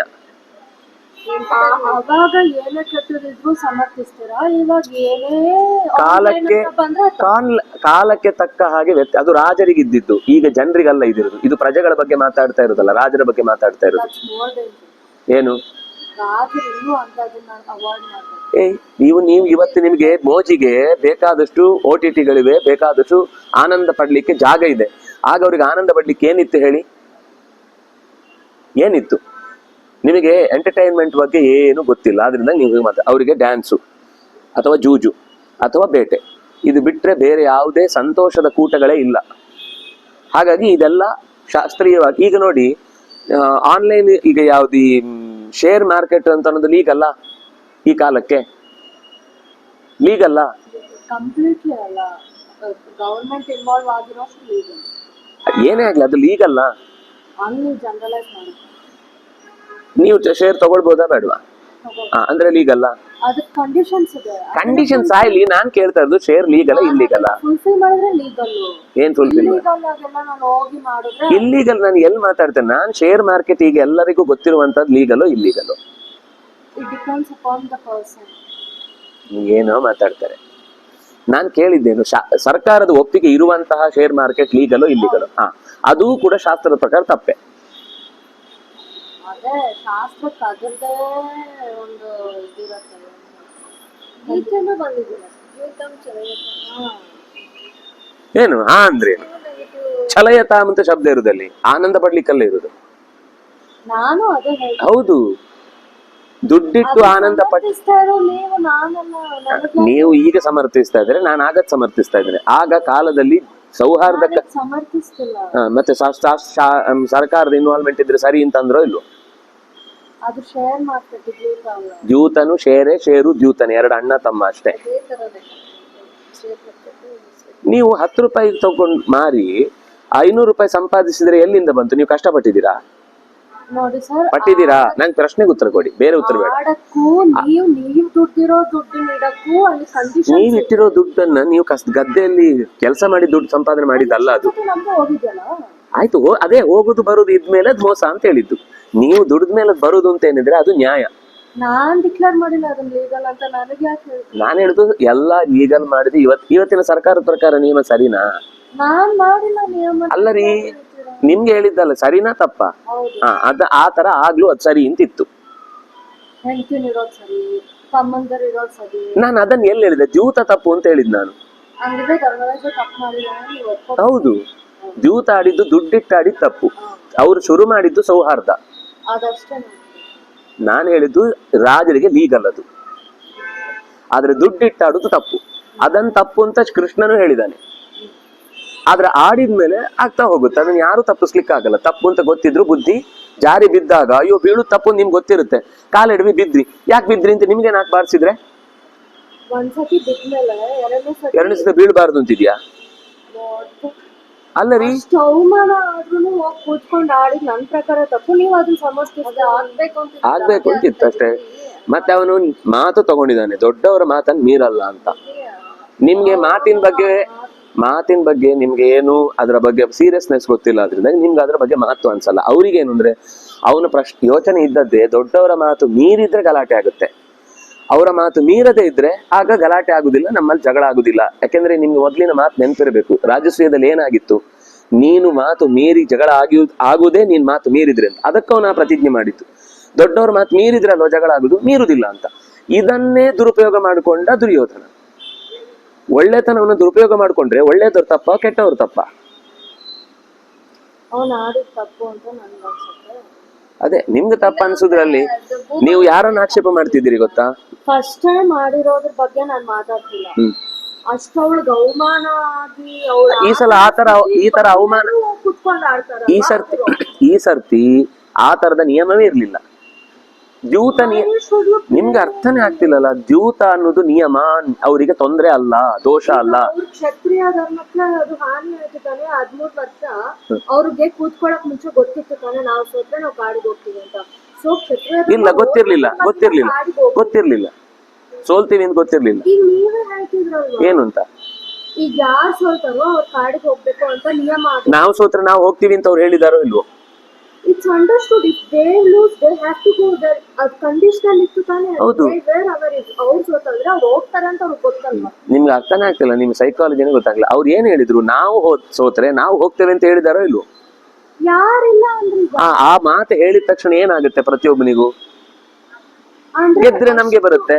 ಅಷ್ಟು ಇಂಪ್ಯಾಕ್ಟ್ ಆಗ್ಬಿಡ್ತಾರ, ಅಷ್ಟು ಅವ್ರ ಸೆನ್ಸಸ್ ಅವ್ರ ಹತ್ರ ಇರಲ್ಲ. ಅವ್ರು ಸೋತ್ರೆ ಹೆಂಗ್ ಹೋಗ್ತಾರೋ ನಾವ್ ಸತ್ರ ಹಂಗ್ ಹೋಗ್ಬೇಕಾಗುತ್ತೆ. ನೀವ್ ಯಾವಾಗ್ಲೂ ಹೇಳ್ತಿರಲ್ವಾ ಅವನಿಗೆ ಪರಿಸ್ಥಿತಿ ಬಂದ್ರೆ ಗೊತ್ತಾಗುತ್ತೆ ಅಂತ. ನೀವು ಪ್ರಶ್ನೆ ಮಾಡ್ತಾ ಇರೋದು ಸ್ವತಃ ಯಮಧರ್ಮನನ್ನ. ಸೊ ಅವ್ರ ಏನ್ ಮಾಡ್ತಾರೆ, ಏನ್ ಮಾಡಿದ್ರು ಸರಿಯಲ್ಲ, ಅವರ ಪರಿಸ್ಥಿತಿ ಹಾಗಿತ್ತು. ನಡಿಬೇಕಾದ ಸಮಯಕ್ಕೆ ಇಲ್ಲ ಅಂದ್ರೆ ಕೃಷ್ಣನು ಯಾಕೆ ಅಲ್ಲಿರ್ಲಿಲ್ಲ? ಕೃಷ್ಣನು ನಡಿಬೇಕಿತ್ತು ಅಂತ ಅನ್ನೋದಕ್ಕೋಸ್ಕರನೇ ಕೃಷ್ಣ ಅಲ್ಲಿ ಇರ್ಲಿಲ್ಲ. ಅವ್ರು ಬರ್ಬಾರ್ದು ಕೃಷ್ಣ ಅಂತ ಅನ್ಕೋತಾರಲ್ವೇ, ಆ ಟೈಮ್ ಬಂದಾಗ ಆಗುತ್ತೆ ಮನಸ್ಸು ಬುದ್ಧಿ ಎಲ್ಲ. ಕಾಲ ನಮ್ ಕೈಯಲ್ಲಿಲ್ಲ, ವ್ಯವಸ್ಥೆ ನಮ್ ಕೈಯಲ್ಲಿಲ್ಲ. ಆಗ್ಬೇಕು ಅಂತಿದ್ದದನ್ನ ಯಾರೂ ತಡಿಲಿಕ್ಕಾಗಲ್ಲ. ಸರಿ ತಪ್ಪು ಅಂತ ಅವರಿಗೂ ಅಂದಾಜಾಗಿದೆ. ಅದಕ್ಕೆ ಅವನು ಅಣ್ಣನಿಗೆ ಸಹದೇವ ಅಗ್ನಿಮಾನೆ, ಅಣ್ಣನ ಕೈ ಸುಟ್ಟು ಬಿಡ್ತೇನೆ ಅಂತಾನೆ. ಇಲ್ಲಾಂದ್ರೆ ಭೀಮ ಹಾಗೆ ಹೇಳ್ತಾನ ಅಣ್ಣನಿಗೆ. ಆದ್ರೆ ಮತ್ತೆ ಅವರು ದೊಡ್ಡವರ ಮಾತಿನ ಮೂಲಕ ವಾಪಸ್ ಕರೆಸ್ಕೊಳ್ತಾರೆ. ಅವ್ರು ಮೊದಲು ಶುರು ಮಾಡಿದ್ದೆ ದೊಡ್ಡವ್ರ ಮಾತನ್ನು ಮೀರಬಾರ್ದು ಅಂತ.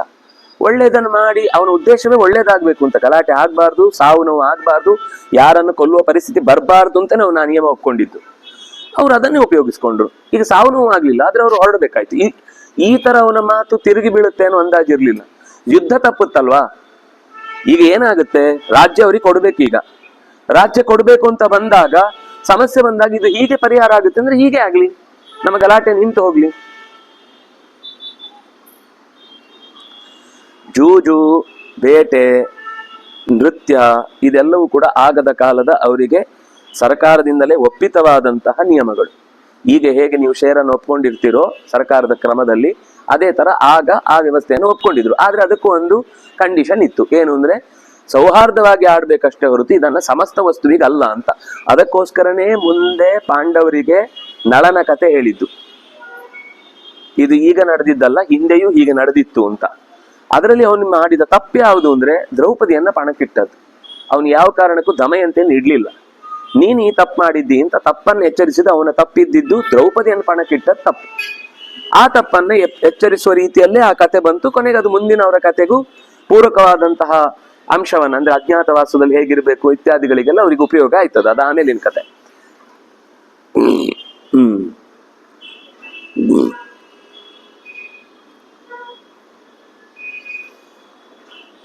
ಯಾವುದೇ ಒಂದು ಅಂಶವನ್ನ ನಾವು ತತ್ಕಾಲದ ರಾಜಕೀಯ ವ್ಯವಸ್ಥೆ, ಸಾಮಾಜಿಕ ನಿಯಮ ಮತ್ತು ಆ ಕಾಲದ ಜೀವನದ ಧರ್ಮ ಇತ್ಯಾದಿಗಳನ್ನು ನೋಡ್ಕೊಂಡು ನಾವು ಜಡ್ಜ್ ಮಾಡ್ಬೇಕು ಹೊರತು ಇಲ್ಲಿ ಕೂತ್ಕೊಂಡು ನಾವು ಆರಾಮವಾಗಿ ತಕ್ಷಣವೇ ನಿರ್ಧಾರ ತೆಗೆದುಕೊಳ್ಳೋದು ತುಂಬಾ ಕಷ್ಟ. ಟೆಕ್ನಾಲಜಿ ಈಗಲೇ ಜನ ಅನುಭವಿಸ್ತಾ ಇರೋದು, ಈಗಲೇ ಮಾತಾಡ್ತಾ ಇರೋದು. ನಾನು ಹಳೆ ಕಾಲದ ಮಾತಾಡ್ತಿಲ್ಲ. ನ್ಯಾಯ ಅಲ್ಲ. ನೋಡಿ, ನಾನು ಏನ್ ಹೇಳಿದೆ, ಆ ಕಾಲದ ನಿಯಮವನ್ನು ಒಪ್ಕೊಳ್ಬೇಕು ಅಂತ ಹೇಳಿದೆ. ಆ ಕಾಲದ ನಿಯಮದಲ್ಲಿ ಅವನು ಒಪ್ಕೊಂಡಿದ್ದ ದೊಡ್ಡವರು. ಈಗ ಅದಕ್ಕಿದಕ್ಕೂ ಸಂಬಂಧವಿಲ್ಲ. ಈ ಕಾಲದ ನಿಯಮ ನಿಮ್ಮ ಕಣ್ಣ ಮುಂದೆನೆ ಸಾವಿರಾರು ಹೆಕ್ಟೇರ್ ಭೂಮಿ ವಿಷಮಯ ಆಗುದನ್ನ ನೀವು ನೋಡಿದ್ಮೇಲೆ ನೀವು ನಂಬ್ತೀರಿ ಅಷ್ಟೇ. ಅದರ ಪರಿಣಾಮ ಏನು ಅಂತ ಇಷ್ಟು ಬಿಡಿಸಿ ಹೇಳಿದ್ಮೇಲೂ ಒಂದು ಸಣ್ಣ ಸಮಸ್ಯೆ ಅನ್ನೋ ತರ ಅದನ್ನ ನಾವು ತ್ಯಾಗ ಮಾಡೋದುಂಟಲ್ಲ, ಅದು ಅಪಾಯಕಾರಿ. ನಾನು 100ಕ್ಕೆ 100 ತ್ಯಾಗ ಮಾಡಬೇಕು ಅಂತ ಹೇಳಿಲ್ಲ. ಅದಕ್ಕೆ ತುಂಬಾ ಕಂಡೀಷನ್ ಹಾಕಿ ನೀವು ಸಮಾಜದ ಮಧ್ಯೆ ಬಿಡಬೇಕು ಹೊರತು ಜನರಿಗೆ ನಿಯಮ ಗೊತ್ತಿಲ್ಲ. ಅಂದ್ರೆ ಅದನ್ನ ಹೇಗೆ ಯೂಸ್ ಮಾಡಬೇಕು, ಅದರಿಂದ ಆಗುವ ಅಪಾಯ ಏನು, ಮಕ್ಕಳ ಕೈಗೆ ಸಿಕ್ಕಿದ್ರೆ ಅದರ ಪ್ರಾಬ್ಲಮ್ ಏನು, ಇದು ಯಾವುದು ಗೊತ್ತಿಲ್ಲ ಜನಕ್ಕೆ. ಜನ ಅದನ್ನು ಅತ್ಯಂತ ಸಲೀಸಾಗಿ ಯೂಸ್ ಮಾಡಿ ದಡ್ಡರಾಗ್ಬಿಡ್ತಾರೆ ಅಷ್ಟೇ. ಅತ್ಯಂತ ದಡ್ಡರಾಗಿ ನಾಳೆ ಜನರೇಷನ್ ಅಲ್ಲಿ ಒಬ್ರಿಗೂ ಕೂಡ ತಾವೇ ಒಂದು ಸ್ವಂತವಾಗಿ ಏನ್ ಮಾಡ್ಬೋದು ಅನ್ನೋ ಪ್ರಜ್ಞೆ ಹೊರಟೋಗ್ಬಿಡುತ್ತೆ. ಅಪಾಯವನ್ನು ಯೋಚನೆ ಮಾಡಬೇಕು, ಮುಂದಿನ ಜನರೇಷನ್ ಬಗ್ಗೆ ಯೋಚನೆ ಮಾಡ್ಬೇಕು, ನಮ್ಮ ಬಗ್ಗೆ ಎಲ್ಲ ನಾವು ಯೋಚನೆ ಮಾಡ್ಬೇಕಾದ್ದು. ಅದರಿಂದ ಲಾಭ ಇದೆ, ಈಗ ತಕ್ಷಣಕ್ಕೆ ಬೇಕಿರುವ ಕೆಲವು ಲಾಭ ಇದೆ. ಆದ್ರೆ ಲಾಭದ ಜೊತೆಗೆ ಪ್ರಮಾಣ ನಷ್ಟದ್ದು ದೊಡ್ಡದು. ಅದನ್ನು ನಾವು ಯೋಚನೆ ಮಾಡಿ ಹಂತ ಹಂತವಾಗಿ ಅದನ್ನ ಸಮಾಜ ಕೊಡಬೇಕು. ಅವರಿಗೆ ಮೊದಲು ನೀವು ಎಲ್ಲದಕ್ಕೆ ಎಜುಕೇಟ್ ಮಾಡಬೇಕು ಅಂತ ಹೇಳ್ತಿರಲ್ಲ, ಹಾಗೆ ಮೊದಲು ಎಜುಕೇಟ್ ಮಾಡಿ ಆಮೇಲೆ ಕೈ ಕೊಡಬೇಕು ಅಂತ ಅಷ್ಟೇ ತಾತ್ಪರ್ಯ ಹೇಳುವುದ್ರದ್ದು. ಯಾವುದು ಸುಲಭದಲ್ಲಿ ಆಗುತ್ತೋ ಅದನ್ನ ನಾವೇ ಮಾಡ್ಕೊಳ್ಬೇಕು. ಯಾವುದು ನಮಗೆ ಆಗುದೇ ಇಲ್ವೋ ಅದಕ್ಕೆ ಮಾತ್ರ ಯಂತ್ರವನ್ನು ಬಳಸಬೇಕು. ನಮ್ಗೆ ಆಗುದಕ್ಕೂ ಸುಲಭದಲ್ಲಿ ಕೂತು ನಿಂತು ಎಲ್ಲದಕ್ಕೂ ಅದನ್ನೇ ಬಳಸ್ಲಿಕ್ಕೆ ಶುರು ಮಾಡಿದ್ರೆ ನಾಳೆ, ಈಗ ಬೇಕಿದ್ರೆ ನೀವು ಅಂಗಡಿಯಲ್ಲಿ ಕೂತ್ಕೊಂಡು ಅವನು ಎಷ್ಟು ಅದು ಸರಳವಾಗ್ಬಿಟ್ಟಿದೆ ಅಂದ್ರೆ ಅವನಿಗೆ 4 ಪದಾರ್ಥಗಳನ್ನು ತಗೊಂಡ್ಮೇಲೆ 4 ಪದಾರ್ಥ ತಲೆಯಲ್ಲಿ ಟೋಟಲ್ ಮಾಡ್ಲಿಕ್ಕೆ ಬರ್ತಿಲ್ಲ. ಕ್ಯಾಲ್ಕುಲೇಟರ್ ಯೂಸ್ ಮಾಡ್ತಾರೆ. ತಲೆ ಅನ್ನೋದು ಇಲ್ವೇ ಇಲ್ಲ ಆಗ್ಬಿಟ್ಟಿದೆ. ಇದನ್ನ ಬೇಕಾದ್ರೆ ನೀವೇ ಹೋಗಿ ಈಗ 4 ಅಂಗಡಿಯಲ್ಲಿ ಇದನ್ನ ಚೆಕ್ ಮಾಡಿ. ನಾನು ಯಾವ್ದು ಹೊಸ್ತು ಹೇಳ್ತಿಲ್ಲ. ಇಷ್ಟು ದರಿದ್ರ ಆಗ್ಬೇಕಾ ನಾವು? ಸ್ವಂತ ಬುದ್ಧಿ ಅನ್ನೋದನ್ನ ಬಳಸ್ಲಿಕ್ಕೆ ಗೊತ್ತಾಗ್ಬೇಕಲ್ವ ನಮ್ಗೆ.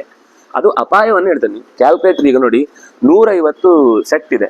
ಅದನ್ನ ನೀವು ಲೆಕ್ಕ ಮಾಡ್ಲಿಕ್ಕೆ ನಿಮಗೆ ಕ್ಯಾಲ್ಕುಲೇಟರ್ ಬೇಕು. 16 ಜನ ಕಾಯ್ತಿರ್ತಾರೆ. ಸರಿ, 3-4 ಸಾಮಾನು 10 + 7 + 3 + 5 ಅಂತ ಅನ್ನೋದನ್ನ 25 ಅಂತ ಲೆಕ್ಕ ಮಾಡ್ಲಿಕ್ಕೆ ಬರಲ್ಲ ಅಂದ್ರೆ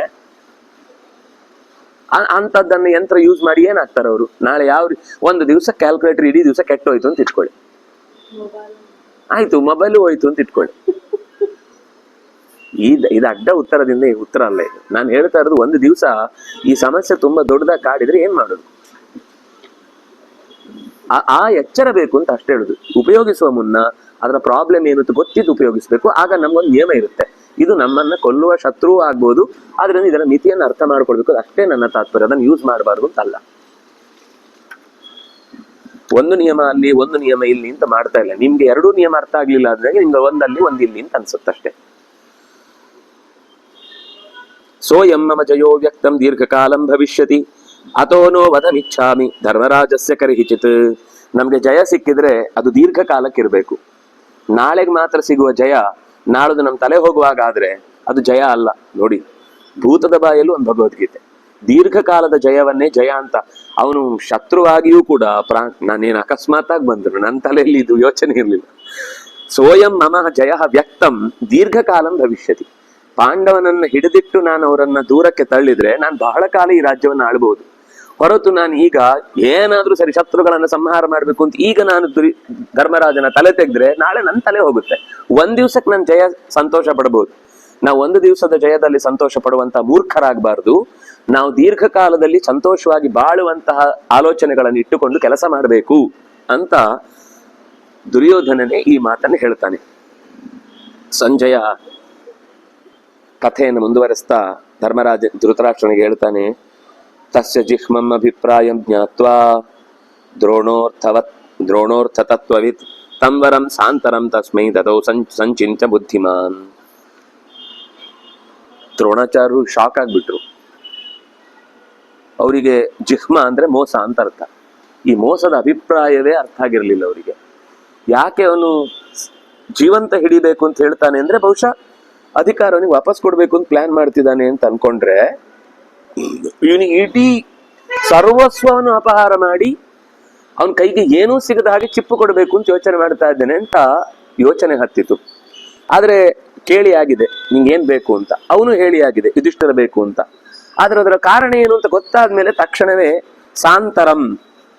ಸಾಂತರಂ ಅಂತಂದ್ರೆ ಒಂದು ಸಣ್ಣ ಒಳಗಿನಿಂದ ಆ ಪ್ರತಿಜ್ಞೆಯನ್ನು ಈಡೇರಿಸುವ ಮಾತಿನಲ್ಲೂ ಕೂಡ ಒಂದು ಹುಡುಕು ಇಟ್ಟೇ ಉತ್ತರ ಕೊಡ್ತಾನೆ. ಅಂದ್ರೆ ಒಂದು ವೇಳೆ ಹೀಗಾದ್ರೆ, ಒಂದು ವೇಳೆ ಹೀಗೆ ನಡೆದ್ರೆ, ತಸ್ಮೈ ದದೌ ಸಂಚಿಂತ್ಯ ಬುದ್ಧಿಮಾನ್. ಸ್ವಲ್ಪ ಆಲೋಚನೆ ಮಾಡಿದ, ಇದು ಮಾಡಿದ್ರೆ ನಾನೇ ಸ್ವತಃ ಅಧರ್ಮಕ್ಕೆ ಕೈ ಹಾಕಿದಾಗತ್ತೆ ಈ ಕೆಲಸ ನಾನು ಮಾಡಿಕೊಟ್ರೆ. ಅದರಿಂದಾಗಿ ಇದರ ಮೇಲೆ ಒಂದೇನೋ ಒಂದು ಅಪವಾದ ಅಂದ್ರೆ ನಡೆಯದೇ ಇರಬಹುದು ಅನ್ನುವ ಒಂದು ಹೋಲಿಕೆಯನ್ನೂ ಕೊಟ್ಟು ಆ ವಿಷಯವನ್ನು ಅವನ ಮುಂದೆ ಹೇಳ್ತಾನೆ. ದ್ರೋಣ ಉವಾಚ ನಚೇದ್ ಯುಧಿಷ್ಠಿರಂ ವೀರ ಪಾಲಯೇದರ್ಜುನೋ ಯುಧಿ ಮನ್ಯಸ್ವ ಪಾಂಡವ ಶ್ರೇಷ್ಠಂ ಆನೀತಂ ವಶಮಾತ್ಮನಃ.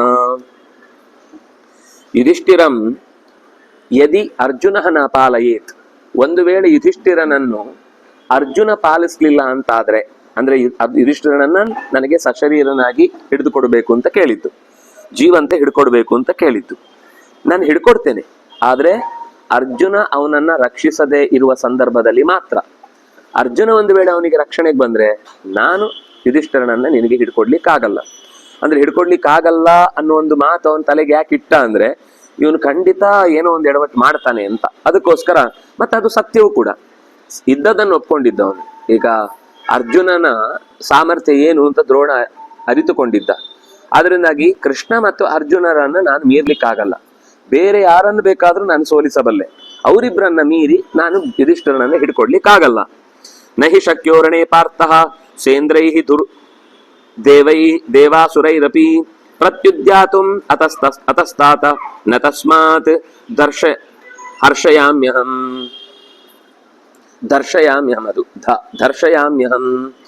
ನಾನು ಪಾರ್ಥನನ್ನ ಸೋಲಿಸ್ಲಿಕ್ಕೆ ಸಾಧ್ಯ ಇಲ್ಲ ಅಂತ ಯಾಕೆ ಹೇಳಿದೆ ಅಂದ್ರೆ, ದೇವಾಸುರರು ಕೂಡ ಅವನನ್ನ ಬಗ್ಗಿಸ್ಲಿಕ್ಕೆ ಆಗಲ್ಲ. ಹಾಗೆ ಆಯುಧ ಹಿಡಿದಂತಹ ಅರ್ಜುನನ ಮಾತ್ರ ನಾನು ಈ ವಿಷಯದಲ್ಲಿ ನನ್ನ ಕೈಯಲ್ಲಿ ಆಗಲ್ಲ ಅಂತ ಹೇಳ್ತಾ ಇದ್ದೇನೆ. ಅಸಂಶಯಮ್ಮೆ, ನನ್ನ ಶಿಷ್ಯ ಅವನು, ನನ್ನಿಂದಲೇ ಶಾಸ್ತ್ರವನ್ನ ಕಲ್ತಿದ್ದಾನೆ, ಶಸ್ತ್ರದ ಅಭ್ಯಾಸವನ್ನ ಮಾಡಿದ್ದಾನೆ. ಆದ್ರೆ ಅವನು ತರುಣ, ಅವನು ಯುವಕ, ನಾನು ಯುವಕ ಅಲ್ಲ. ಮತ್ತೆ ಅವನು ಸುಕೃತಿ, ಅವನ ಚಾಕಚಕ್ಯತೆ ನನಗಿಂತ ಹೆಚ್ಚು ಸ್ಟ್ರಾಂಗ್ ಆಗಿದೆ. ಅವನಿಗೆ ಚುರುಕುತನ ಹೆಚ್ಚಿದೆ. ಅದಕ್ಕೊಂದು ಮುಖ್ಯ ಕಾರಣ ಕೃಷ್ಣನಿಂದಲೂ ಅವನು ಅಭ್ಯಾಸ ಮಾಡಿದ್ದ, ಕೇವಲ ದ್ರೋಣನಿಂದ ಮಾತ್ರ ಅಲ್ಲ. ಅವನು ದ್ವಾರಕೆಗೆ ಹೋದಾಗ ಭೀಮ ಮತ್ತೆ ಅವನಿಗೆ ಇಬ್ಬರಿಗೂ ಕೃಷ್ಣ ಪಾಠ ಮಾಡಿದ್ದ. ಹಾಗಾಗಿ ಕೃಷ್ಣನಿಂದ ಇನ್ನೂ ಚೆನ್ನಾಗಿ ಹೆಚ್ಚಿನ ವಿದ್ಯೆಗಳನ್ನೆಲ್ಲ ಕಲ್ತಿದ್ದಾನೆ. ಅದರಿಂದಾಗಿ ಒಂದೇ ಹಂತದಲ್ಲಿ ಅವನು ಶತ್ರುಗಳನ್ನ ಅಳೆದು ಬಿಡ್ತಾನೆ. ಇವ್ರು ಎಷ್ಟುವರೆಗೆ ನನ್ನ ಎದುರಾಳಿಗಳಾಗಿ ನಿಲ್ಲಬಲ್ಲರು, ಇವ್ರ ಹತ್ರ ಎಷ್ಟು ಹೊತ್ತು ನಾನು ಯುದ್ಧದಲ್ಲಿ ಎದುರಿಸಬಲ್ಲೆ ಅನ್ನೋದವನು ಅಳೆದು ಬಿಡ್ತಾನೆ. ಅಸ್ತ್ರಾಣೀಂದ್ರಾಚ್ಚ ರುದ್ರಾಚ್ಚ ಭೂಯಾಂಸಿ ಸಮವಾಪ್ತವಾನ್. ಅಷ್ಟೇ ಅಲ್ಲ, ಅವನಿಗೆ ರುದ್ರದೇವರ ಅನುಗ್ರಹ ಸಿಕ್ಕಿದೆ. ಇಂದ್ರಾದಿ ದೇವತೆಗಳೇ ಸ್ವತಃ ಅವನಿಗೆ ವರಗಳನ್ನ ಕೊಟ್ಟು ಅಸ್ತ್ರಗಳಲ್ಲಿ ನಾವು ನೆಲೆಸಿದ್ದೇವೆ ಅಂತ ಹೇಳಿದ್ದಾರೆ. ನಾನು ಜಪಿಸಿ ಪಡೆದದ್ದು, ಅವನು ತಪಿಸಿ ಪಡೆದದ್ದು. ತಪಿಸಿ ಪಡೆದದ್ದು ಅನ್ನೋದು ನೇರ ಅವರಿಗೆ ಭೇಟಿಯಾಗಿ ಕೊಟ್ಟ ಮಂತ್ರಗಳಾದ್ರಿಂದ ಅದು ಹೆಚ್ಚು ಪ್ರಭಾವಶಾಲಿ. ನಾನು ನನ್ನ ಜಪದ ಸಿದ್ಧಿಯಿಂದ ಪಡೆದಂತಹ ಅಸ್ತ್ರಗಳನ್ನು ಇಲ್ಲಿ ತನಕ ಕೊಟ್ಟಿದ್ದೆ. ಆದ್ರೆ ನನಗಿಂತ ಹೆಚ್ಚಿನ ದೊಡ್ಡ ಗುರು ಸಿಕ್ಕಿದಾಗ, ಅವರಿಂದ ಆ ಮಂತ್ರ ಸಿಕ್ಕಿದ ಅದು ಸ್ಟ್ರಾಂಗ್ ಆಗುತ್ತೆ. ಯಾವುದೇ ಒಂದು ಮಂತ್ರ ಒಬ್ಬರಿಂದ ಪಡೆದ ಮೇಲೂ ಅವರಿಗಿಂತ ಉತ್ತಮವಾದ ಗುರುಗಳ ಹತ್ರ ಸಿಕ್ಕಿದ್ರೆ ಮತ್ತೆ ಪಡ್ಕೊಂಡ್ರೆ ತಪ್ಪಲ್ಲ. ಮತ್ತೆ ಪಡ್ಕೊಂಡ್ರೆ ಅದು ಮೊದಲೇ ಇದ್ದಂತಹ ಮಂತ್ರದ ಫಲ ಮತ್ತಷ್ಟು ಬಲಿಷ್ಠ ಆಗುತ್ತೆ. ಆ ಕಾರಣಕ್ಕಾಗಿ ಇದು, ಯಾಕೆಂದ್ರೆ ಇವರ ಸಾಧನೆ ಇಷ್ಟಿತ್ತು ಅಷ್ಟು ಫಲಿಸತ್ತೆ, ಅವರ ಸಾಧನೆ ಇನ್ನು ದೊಡ್ಡದಿದ್ದಾಗ ಅವನಿಗೆ ಆ ಮಂತ್ರದ ಫಲ ಇನ್ನಷ್ಟು ಹೆಚ್ಚು ವೇಗವಾಗಿ ಅವನಿಗೆ ಫಲಿಸತ್ತೆ ಅನ್ನುವ ಕಾರಣವನ್ನ ಅಮರ್ಷಿತಷ್ಟು ತೇ ರಾಜನ್ ತಥೋ ನಾಮರ್ಷಯಾಮ್ಯಹಂ. ಅದರಿಂದಾಗಿ ನನಗೆ ಅರ್ಜುನನನ್ನ ಎದುರಿಸ್ಲಿಕ್ಕೆ ಸಾಧ್ಯ ಆಗ್ಲಿಕ್ಕಿಲ್ಲ. ಹೀಗೆ ಹೇಳಿ ಸಚಾಪಾಕ್ರಮ್ಯತಾಂ ಯುದ್ಧಾತ್ ಏನೋಪಾಯೇನ ಶಕ್ಯತೆ ಅಪನೀತೆ ತತಃ ಪಾರ್ಥೆ ಧರ್ಮರಾಜೋತಿತಸ್ತ್ವಯ. ಹೇಗಾದ್ರೂ ಮಾಡಿ ನೀನು ಧರ್ಮರಾಜನಿಗೆ ಏಕಾಂಗಿಯಾಗಿ ಸಿಗುವ ಹಾಗೆ ನೋಡ್ಬೇಕು, ಆಗ ನಾನು ನಿನಗೆ ಅವನನ್ನು ಹಿಡ್ಕೊಡ್ತೇನೆ. ಯದಿಸ್ತಾಸ್ಯಸಿ ಸಂಗ್ರಾಮೇ ಮುಹೂರ್ತಮಪಿ ಮೇ ಕೃತಃ ಅಪನೀತೇನ ರವ್ಯಾಗ್ರೇ ಕುಂತಿ ಪುತ್ರೇ ಧನಂಜಯೇ. ಯುಧಿಷ್ಠಿರ ನನ್ನ ಜೊತೆಗೆ ಒಂದು ಮುಹೂರ್ತದಷ್ಟಾದ್ರೂ ಹೊತ್ತು ಯುದ್ಧಕ್ಕೆ ಎದುರುಗಡೆ ಸಿಗಬೇಕು. ಸುಮ್ನೆ ಹೀಗೆ ಹಾದು ಹೋಗೋ ನಿಮ್ಗೆ ಸಿಕ್ಕಿತ್ತು ಯಾಕೆ ಹೊಡಿಲಿಲ್ಲ ಅಂದ್ರೆ, ಬಾಲ್ ಹೀಗೆ ಪಾಸ್ ಆಗ್ಬಿಡುತ್ತೆ, ಗೋಲ್ ಹೊಡಿಲಿಲ್ಲ ಅಂದ್ರೆ. ಬಾಲ್ ಪಾಸ್ ಆದ ತಕ್ಷಣ ಗೋಲ್ ಹೊಡಿಲಿಕ್ಕೆ ಆಗಲ್ಲ, ಬಾಲ್ ಅವನ ಕೈಗೆ ಸಿಗಬೇಕು. ಅಂದ್ರೆ ಅವನದ್ದೇ ವಶದಲ್ಲಿ ಇದ್ದು ಅವನಿಗೆ ಒಂದಿಷ್ಟು ಗ್ರೌಂಡ್ ಸಿಗಬೇಕು, ಅವನಿಗೆ ಉಳಿದವ್ರು ಹೆಲ್ಪ್ ಮಾಡ್ಬೇಕು. ಹಾಗಿದ್ದಾಗ ಅವ್ನು ಗೋಲ್ ಹೊಡಿಲಿಕ್ಕೆ ಆಗುತ್ತೆ. ಅದು ಈಗ ಒಂದು ಪಾಸ್ ಆಗೋಗಿ ನೀನು ಎದುರುಗಡೆನೆ ಬಾಲ್ ಆಯ್ತು ಹೊಡಿಲಿಲ್ಲ ಅಂದ್ರೆ ಹಾಗಾಗುದಿಲ್ಲ. ಅದಕ್ಕೊಂದು ವಾತಾವರಣ ಕ್ರಿಯೇಟ್ ಆಗ್ಬೇಕು. ಹಾಗೆ ನನಗೆ ಒಂದು ಮುಹೂರ್ತದಷ್ಟು ಹೊತ್ತಾದ್ರೂ ಧರ್ಮರಾಜ ಯುದ್ಧಕ್ಕೆ ಸಿಗಬೇಕು. ಸಿಕ್ಕಿದ್ರೆ ನಾನು ಅವನನ್ನು ಹಿಡಿದು ಹಾಕ್ತೇನೆ.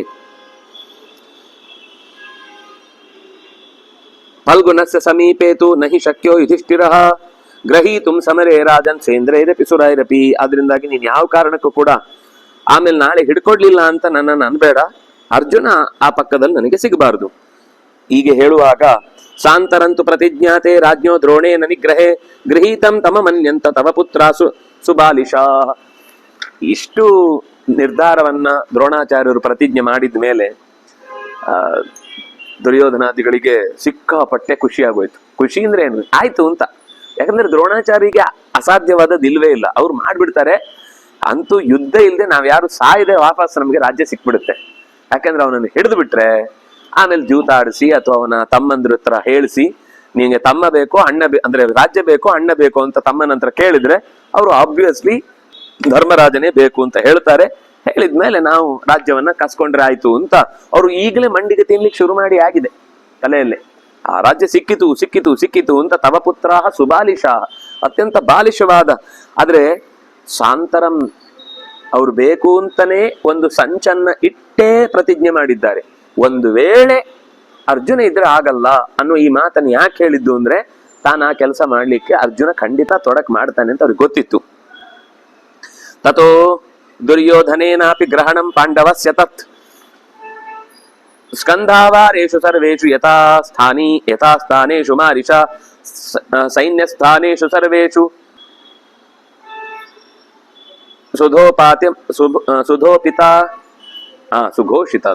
ಸುಘೋಷಿತ ಮರಿಂದಮ. ತಕ್ಷಣ ಏನ್ ಮಾಡ್ದ ಅಂದ್ರೆ ದುರ್ಯೋಧನ ಈ ವಿಷಯವನ್ನ ಎಲ್ಲ ತನ್ನ ಸಣ್ಣ ಪುಟ್ಟ ಸೇನೆಯ ಪರಿವಾರಕ್ಕೂ ಕೂಡ ಹೋಗಿ ಸುದ್ದಿ ಮುಟ್ಟಿಸಿದ. ಯಾಕೆ ಅಂದ್ರೆ ಪಾಂಡವೇಯೇಷು ಸಾಪೇಕ್ಷಂ ದ್ರೋಣಂ ಜಾನಾತಿ ಸೇ ಸುತ ತತಃ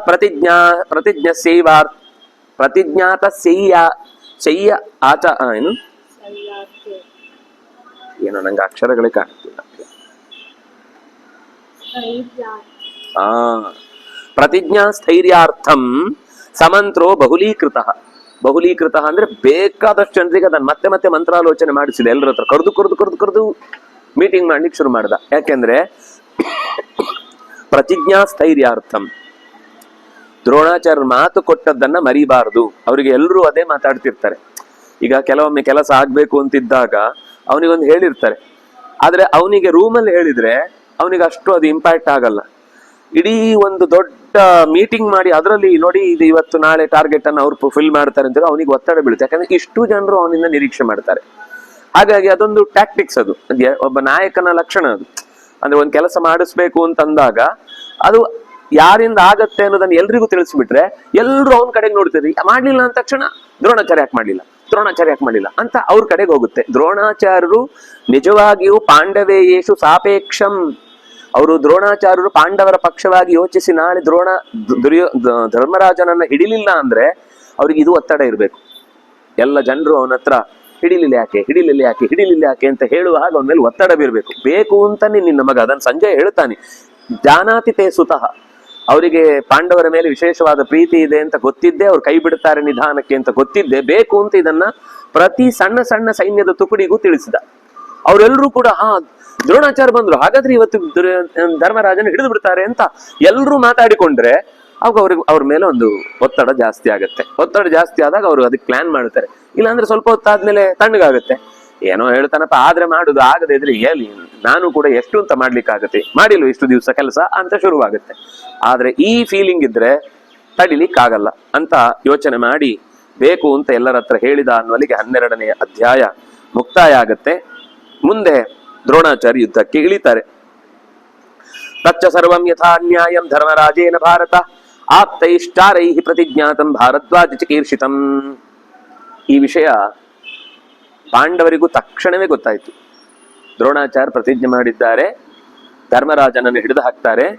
ಧರ್ಮರಾಜನನ್ನು ಹಿಡಿದ ಮೇಲೆ ಅವರು ಗೊತ್ತು, ಪಾಂಡವರಿಗೆ ಗೊತ್ತು ಏನ್ ಮಾಡ್ತಾರೆ ಅಂತ. ಧರ್ಮರಾಜನ ಹಿಡಿದ ತಕ್ಷಣ ಕೊಲ್ಲಲ್ಲ ಅಂತ ಗೊತ್ತು, ಕೊಂದ್ರೆ ಅವ್ರು ಉಳಿಯಲ್ಲ ಅಂತ ಅವರಿಗೂ ಗೊತ್ತು. ನಾವು ಉಳಿಸಲ್ಲ ಮಾತ್ರ ಅಲ್ಲ, ನಾವು ಉಳಿಸಲ್ಲ ಅಂತ ಅವನಿಗೂ ಗೊತ್ತು. ಹಾಗಾಗಿ ಅವ್ನು ಕೊಲ್ಲಲ್ಲ.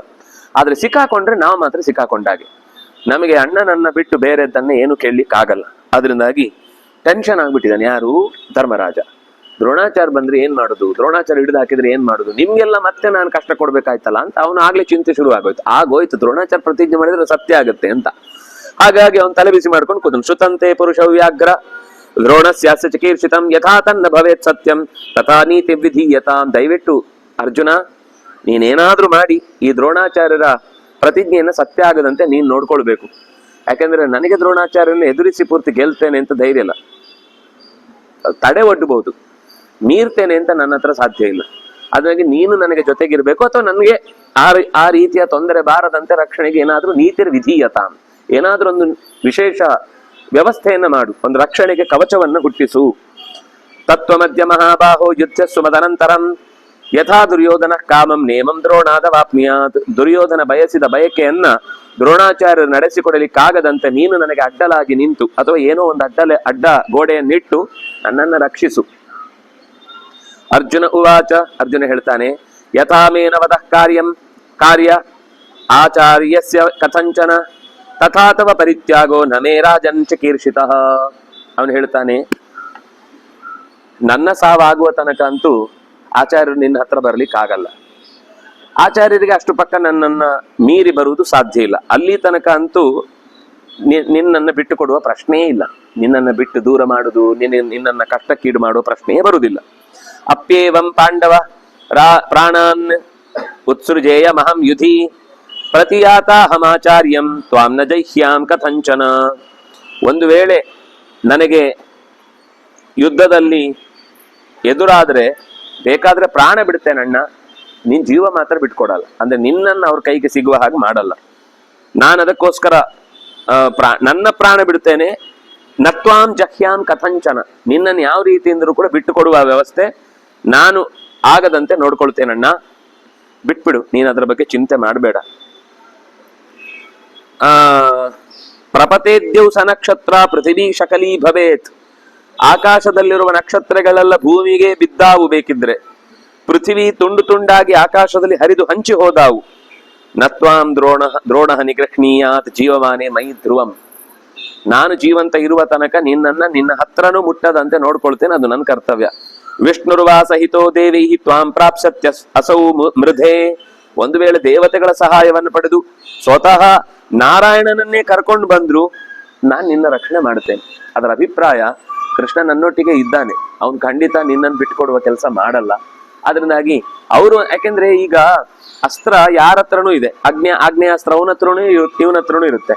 ಅಗ್ನಿ ಅಸ್ತ್ರ ಅವರ ಮಂತ್ರದ ಬಲದಲ್ಲಿ ಎಷ್ಟು ಕೆಲಸ ಮಾಡುತ್ತೋ ಅಷ್ಟು ಇಬ್ಬರದ್ದು ಕೆಲಸ ಮಾಡುತ್ತೆ. ಅಗ್ನಿ ಯಾರ ಪಾರ್ಟಿ ಕೇಳಿದ್ರೆ ಯಾರ ಪಾರ್ಟಿನೂ ಅಲ್ಲ, ಅದು ಅಸ್ತ್ರದ ಪಾರ್ಟಿ. ಅಸ್ತ್ರ ಎಲ್ಲಿ ಕೆಲಸ ಮಾಡುತ್ತೋ ಅಲ್ಲಿ ಕೆಲಸ ಮಾಡುತ್ತೆ, ಎರಡೂ ಕಡೆ ಕೆಲಸ ಮಾಡುತ್ತೆ. ಆದ್ರೆ ನಮ್ಮಲ್ಲಿರುವಂತಹ ಶಕ್ತಿಗೆ ನಾವು ಮೊದಲಿಂದಲೂ ತುಂಬಾ ಹೊಂದಿಕೊಂಡು ಬದುಕ್ತಾ ಇದ್ದವರಾದ್ರಿಂದಾಗಿ ನಾರಾಯಣ ನಮ್ಗೆ ಸಹಾಯ ಮಾಡಿಯೇ ಮಾಡ್ತಾನೆ. ಅದರಿಂದಾಗಿ ವಿರೋಧ ಆಗತ್ತೆ ಅಂತ ಯೋಚನೆ ಮಾಡಬೇಡ. ನ ಸ್ಮರಾಮಿ ಅನೃತಂ ತಾವತ್ ನ ಸ್ಮರಾಮಿ ಪರಾಜಯಂ ನ ಸ್ಮರಾಮಿ ಪ್ರತಿಶ್ರುತ್ಯ ವಿಸ್ಮೃತ್ಯ ಮನಸಾಕೃತಂ. ಅಣ್ಣ, ನಾನು ಇಲ್ಲಿ ತನಕ ಸುಳ್ಳು ಹೇಳಲಿಲ್ಲ, ಸೋಲು ಕಂಡಿಲ್ಲ, ಆಡಿದ ಮಾತನ್ನ ಮೀರಿಲ್ಲ. ಅದರಿಂದಾಗಿ ನೀನು ಭಯ ಪಡುವ ಅಗತ್ಯ ಇಲ್ಲ, ಇಷ್ಟಂತೂ ನಾನು ಹೇಳಬಲ್ಲೆ. ಆಗ ಶಂಖ, ಭೇರಿ, ಮೃದಂಗ, ಬೇರೆ ಬೇರೆ ವಾದ್ಯಗಳೆಲ್ಲ ಜೋರಾಗಿ ಆಕಾಶದ ತನಕ ಧ್ವನಿ ಮೂಡುವಂತಾಯಿತು. ಎರಡೂ ಕಡೆಯ ಸೇನೆ ಮತ್ತೆ ಒಟ್ಟಾಗಿದೆ. ಎಲ್ಲರೂ ಕೂಡ ಈ ವಿಷಯದಲ್ಲಿ ದ್ರೋಣಾಚಾರ್ಯರ ಮೇಲೆ ಭಾರಿ ನಿರೀಕ್ಷೆ ಇಟ್ಕೊಂಡು ಕೂತಿದ್ದಾರೆ. ಯತಮಾನ ಪ್ರಯತ್ನೇನ ದ್ರೋಣಾನೀಕ ವಿಷಾತನೆ ನಶೇಕು ಸೃಂಜಯ ಯುದ್ಧೆ ತದ್ಧಿ ದ್ರೋಣೇನ ಪಾಲಿತಂ. ಈ ಸೃಂಜಯರು, ಪಾಂಚಾಲರು, ಪಾರ್ಷತರು ಇವರೆಲ್ಲರೂ ಕೂಡ ದ್ರೋಣಾಚಾರ್ಯರ ಸುತ್ತಲೇ ನುಗ್ಗುತ್ತಾ ಇದ್ರು. ಯಾಕೆಂದ್ರೆ ಅವರು ಯಾವ ಕಾರಣಕ್ಕೂ ಯುಧಿಷ್ಠಿರನ ಹತ್ರ ಹೋಗ್ಬಾರ್ದು ಅಂತ. ಮತ್ತೆ ಸಹಜವಾಗಿ ದ್ರೋಣಾಚಾರ್ಯ ಮೇಲೆ ಒಂದು ಕೋಪನೂ ಇತ್ತು ಪಾಂಚಾಲರಿಗೆ ಮೊದಲಿಂದನೂ ಕೂಡ. ಆ ಕೋಪದಿಂದ ದ್ರೋಣನಿಂದ ಪಾಲಿತವಾದ ಸೇನೆಯ ಮೇಲೆ ಜಾಸ್ತಿ ಯುದ್ಧ ಮಾಡಿದ್ರು. ಆದ್ರೆ ತಥೈವ ತವ ಪುತ್ರಸ್ಯ ರಥೋದಾರ ಪ್ರಹಾರಿಣಃ ನಶೇಕು ಪಾಂಡವೀಂ ಸೇನಾಂ ಪಾಲ್ಯಮಾನಾಂ ಕಿರೀಟಿನಾಂ. ಆಚೆಯಿಂದ ದ್ರೋಣನ ಪಡೆ ಪಾಂಡವರ ಮೇಲೆ ಸಿಕ್ಕಾಪಟ್ಟೆ ದೊಡ್ಡ ಪ್ರಮಾಣದ ಆಕ್ರಮಣವನ್ನು ಮಾಡಿದ್ರೂ ಕೂಡ ಅರ್ಜುನನಿಂದ ಪಾಲಿತವಾಗಿದ್ದ ಸೇನೆಗೆ ಅಷ್ಟು ದೊಡ್ಡ ಘಾಸಿ ಉಂಟಾಗ್ಲಿಲ್ಲ. ಯುದ್ಧ ಬಹಳ ಧೀರವಾಗಿ ನಡೀತಾ ಇತ್ತು. ಎರಡೂ ಕಡೆಯಿಂದ ಪರಸ್ಪರ ಸೋಲಿನ ಮೇಲಿನ ಅಂದ್ರೆ ಗೆಲುವಿನ ಮೇಲಿನ ಆಸೆ, ಸೋಲಿನ ಮೇಲಿನ ಭಯದಿಂದ ಜೋರಾಗಿ ಯುದ್ಧ ನಡೆಯಿತು. ಯಥಾ ದೃಶ್ಯೇತ ಧರ್ಮಾಂಶು ತಥಾ ಘರ್ಮಾಂಶು ತಥಾ ದ್ರೋಣೋಪ್ಯದೃಶ್ಯತ. ಘರ್ಮಾಂಶು ಅಂತಂದ್ರೆ ಸೂರ್ಯ, ಘರ್ಮ ಅಂದ್ರೆ ಬಿಸಿ, ಘರ್ಮಾಂಶು ಅದೇ ಗರ್ಮಿ, ಗರಂ ಅನ್ನೋದು ಈ ಘರ್ಮ ಶಬ್ದದಿಂದಲೇ ಬಂದಿರುವಂತಹದ್ದು. ಅಂಶು ಅಂದ್ರೆ ಕಿರಣ, ಬಿಸಿಯಾದ ಕಿರಣವನ್ನ ಹೊತ್ತವನು. ಹಾಗೆ ದ್ರೋಣ ಅದೃಶ್ಯತ ಗಭಸ್ತಿಬಿಹಿ, ಕಿರಣಗಳಿಂದ ತುಂಬಿಕೊಂಡಂತಹ ಮೋಡದಿಂದ ಮರೆಯಾಗದೇ ಇದ್ದಂತಹ ಸೂರ್ಯ ಹೇಗೆ ಕಾಣ್ತಾನೋ ಆಕಾಶದಲ್ಲಿ, ಹಾಗೆ ದ್ರೋಣ ಪಾಂಡವರ ಸೇನೆಯ ಮೇಲೆ ಅತ್ಯಂತ ಬಲವಾದ ಶಸ್ತ್ರಕ್ರಮಗಳನ್ನೆಲ್ಲ ಕೈಗೊಂಡ. ಸದಿಶ ಸರ್ವತೋ ಸಂವೃತ್ಯ ಖಂ ಅಜಿಹ್ಮಗೈಹಿ ಪಾರ್ಷತೋ ಯತ್ರ ತತ್ರೈದಾಂ ಅಭಿನತ್ ಪಾಂಡುವಾಹಿನಿ. ದ್ರೋಣಾಚಾರ್ಯರ ಬಾಣಗಳ ರಾಶಿಯಿಂದ ಎಲ್ಲ ಪಾಂಡವರ ಸೇನೆ ಮುಚ್ಚಿ ಹೋಗಿತ್ತು. ದೃಷ್ಟದ್ಯುಮ್ನ ಅತ್ಯಂತ ಜೋರಾಗಿ ಸೇನೆಗೆ ಅಡ್ಡಲಾಗಿ ನಿಂತಿದ್ದಾನೆ, ತೊಂದರೆ ಆಗದಂತೆ. ದ್ರೋಣಾಚಾರ್ಯರು ಅದನ್ನೂ ಮೀರಿ ಬಾಣಗಳ ಮಳೆಯನ್ನ ಗರೆದಿದ್ದಾರೆ ಅನ್ನುವಲ್ಲಿಗೆ 13ನೇ ಅಧ್ಯಾಯ ಮುಕ್ತಾಯ ಆಗತ್ತೆ. 14ನೇ ಅಧ್ಯಾಯದಲ್ಲಿ ದ್ರೋಣಾಚಾರ್ಯರ ಯುದ್ಧ ಮತ್ತೆ ಮುಂದುವರಿಯುತ್ತೆ. ಪ್ರಧಾನವಾಗಿ ಯಾರು ಜಯದ್ರಥ ಮತ್ತು ಅಭಿಮನ್ಯುವಿನ ಯುದ್ಧದ ಅಂಶವನ್ನ ಹೆಚ್ಚು ಇಲ್ಲಿ ನಿರೂಪಣೆ ಮಾಡ್ತಾರೆ. ದ್ರೋಣಾಚಾರ್ಯರು ಒಂದು ಕಡೆಯಿಂದ ಯುದ್ಧ ಮಾಡ್ತಾ ಇದ್ರೆ ಇನ್ನೊಂದು ಕಡೆಯಿಂದ ಅಭಿಮನ್ಯು, ಇಲ್ಲಿ ಅನೇಕ ಜನರ ಯುದ್ಧದ ಭಾಗವನ್ನ ನಿರೂಪಣೆ ಮಾಡಿದ್ದಾರೆ. ಮತ್ತೆ ಅದರ ವರ್ಣನೆ ಇದೆ, ಯುದ್ಧದಲ್ಲಿ ಹೇಗಿತ್ತದು, ಏನೇನಾಯ್ತು ಅಂತ ಅನ್ನೋದನ್ನ. ರಕ್ತದ ಕೆಸರೇ ತುಂಬಿತ್ತು, ಎಲ್ಲ ಕಾಲಿಟ್ರು ಕೂಡ ರಕ್ತದ ಕೆಸರು, ಹೆಜ್ಜೆ ಇಟ್ಟಲ್ಲಿ ಕೆಸರು ಕಾಲಿಗೆ ರಕ್ತದ್ದೇ ತಾಗುತ್ತಾ ಇತ್ತು. ಕವಚಗಳು ಅಲ್ಲಲ್ಲೇ ಬಿದ್ದಿದ್ದು, ಮಾಂಸದ ತುಂಡುಗಳೆಲ್ಲ ಅಲ್ಲೆಲ್ಲೇ ನೇತಾಡ್ತಾ ಇದ್ವು ಅರ್ಧ ಶರೀರದಲ್ಲಿ. ತಲೆಯ ಕಿರೀಟಗಳೆಲ್ಲ ಹಾರಿ ಯಾರ್ದೋ ತಲೆಯದ್ದು ಕಿರೀಟ ಇನ್ಯಾರ್ದೋ ಎದೆ ಮೇಲಿತ್ತು. ಜೊತೆಗೆ ಅದು ರಕ್ತ ಬಿಸಿ ಬಿಸಿಯಾಗಿ ಹರಿದು ಬಂದದ್ರಿಂದ ಅದರ ನೊರೆಯಿಂದ ಅರ್ಧ ಶರೀರ ಮುಳುಗಿದ ಸ್ಥಿತಿಯಲ್ಲಿ ಇರುವಂತದ್ದನ್ನ ಪ್ರಾಣಿಗಳು ಕೂಡ ತಿನ್ಲಿಕ್ಕಾಗಿ ಎಳೆದಾಡುವಂತಹ ಸ್ಥಿತಿಯಲ್ಲಿದ್ದಾಗ ಯಾವುದೋ ನದಿ ಆ ಕಡೆಯಿಂದ ತಪ್ಪಿ ನೆತ್ತರಿನ ನದಿ ಅಥವಾ ಕೆನ್ನೀರಿನ ನದಿ ಹರಿದು ಬಂದಿದೆ ಅನ್ನುವ ಹಾಗೆ ಕಾಣಿಸ್ತಾ ಇತ್ತು. ಹೀಗೆ ಎಲ್ಲರೂ ತಮ್ಮ ತಮ್ಮ ಆಯುಧಗಳನ್ನು ಹಿಡ್ಕೊಂಡು ಶತ್ರುಗಳನ್ನ ಕಂಡೊಡನೆ ರೌದ್ರವಾಗಿಯೇ ಹತ್ಯೆ ಮಾಡಬೇಕು ಅಂತ ಅನ್ನುವಂತಹ ಪ್ರಯತ್ನದಲ್ಲಿ ಸಾಕ್ತಾ ಇದ್ದಾರೆ. ಅದರಲ್ಲಿ ಶತಮಾಯ ಅಂತಂದ್ರೆ ಶಕುನಿಗೆ ಹೆಸರು. ಮತ್ತೊಂದು ಶಕುನಿ, ಅವನು ಅನೇಕ ಮಾಯಾವಿದ್ಯೆಗಳನ್ನ ಬಲ್ಲವನಾಗಿದ್ದ. ಸಹದೇವನ ಜೊತೆಗೆ ಜೋರಾಗಿ ಯುದ್ಧ ಆಯಿತು. ಯುದ್ಧ ಆದ್ರೆ ಸನಿಯಂತ್ರ ಧ್ವಜರಥಂ ದಿವ್ಯಾದ ನಿಶತೈ ಶರೈಹಿ. ಸಹದೇವ ಶಕುನಿಯ ಎಲ್ಲ ಕುದುರೆಗಳನ್ನು, ಸೂತನನ್ನು, ಅವನ ಕೈಯಲ್ಲಿ ಹಿಂದ್ಗಡೆ ಸಹಾಯಕ್ಕಿದ್ದಂತಹ ಬಾಣಾಗಾರವನ್ನು ಎಲ್ಲವನ್ನು ಪುಡಿಗಟ್ಟಿದ. ಆದ್ರೆ ಅವನೇನು ಕಮ್ಮಿ ಇರಲಿಲ್ಲ. ಅವನು ಅತ್ಯಂತ ಕ್ರುದ್ಧನಾಗಿ ಪ್ರತಿಯಾಗಿ ಸಹದೇವನನ್ನ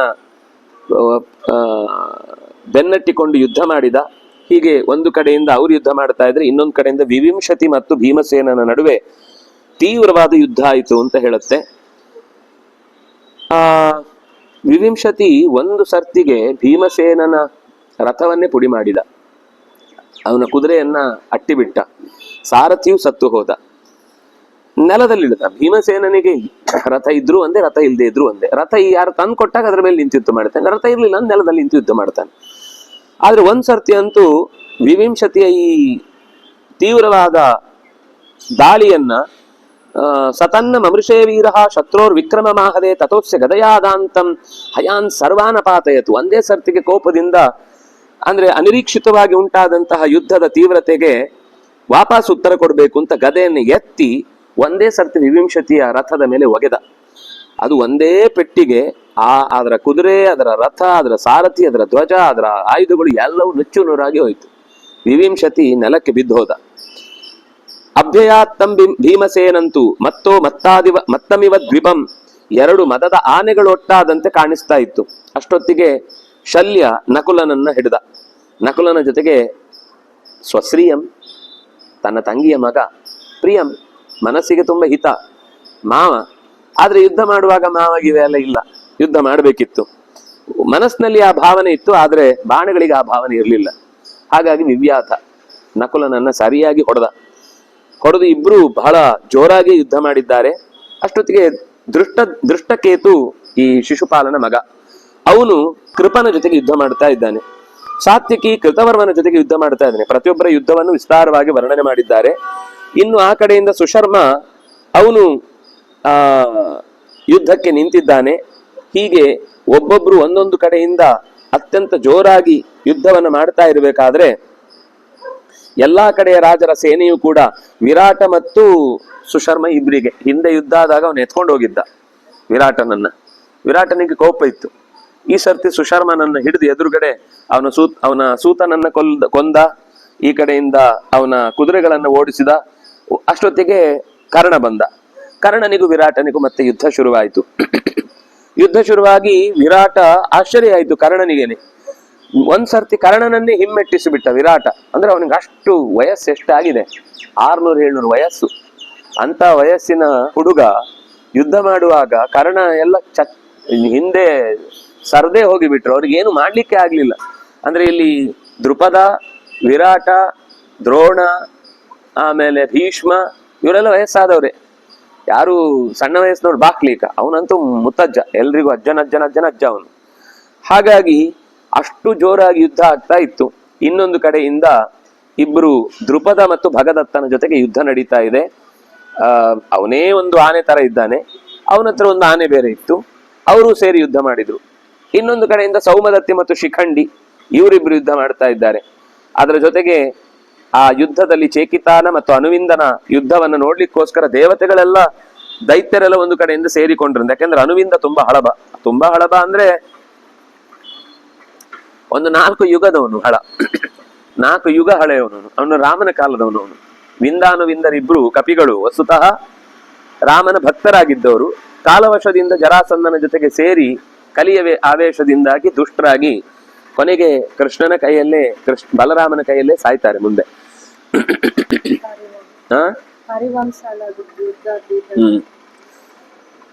ಕಿರಿಕಿರಿ ಮಾಡಿ ತೊಂದರೆ ಕೊಟ್ಟು ಸಾಯ್ತಾನೆ.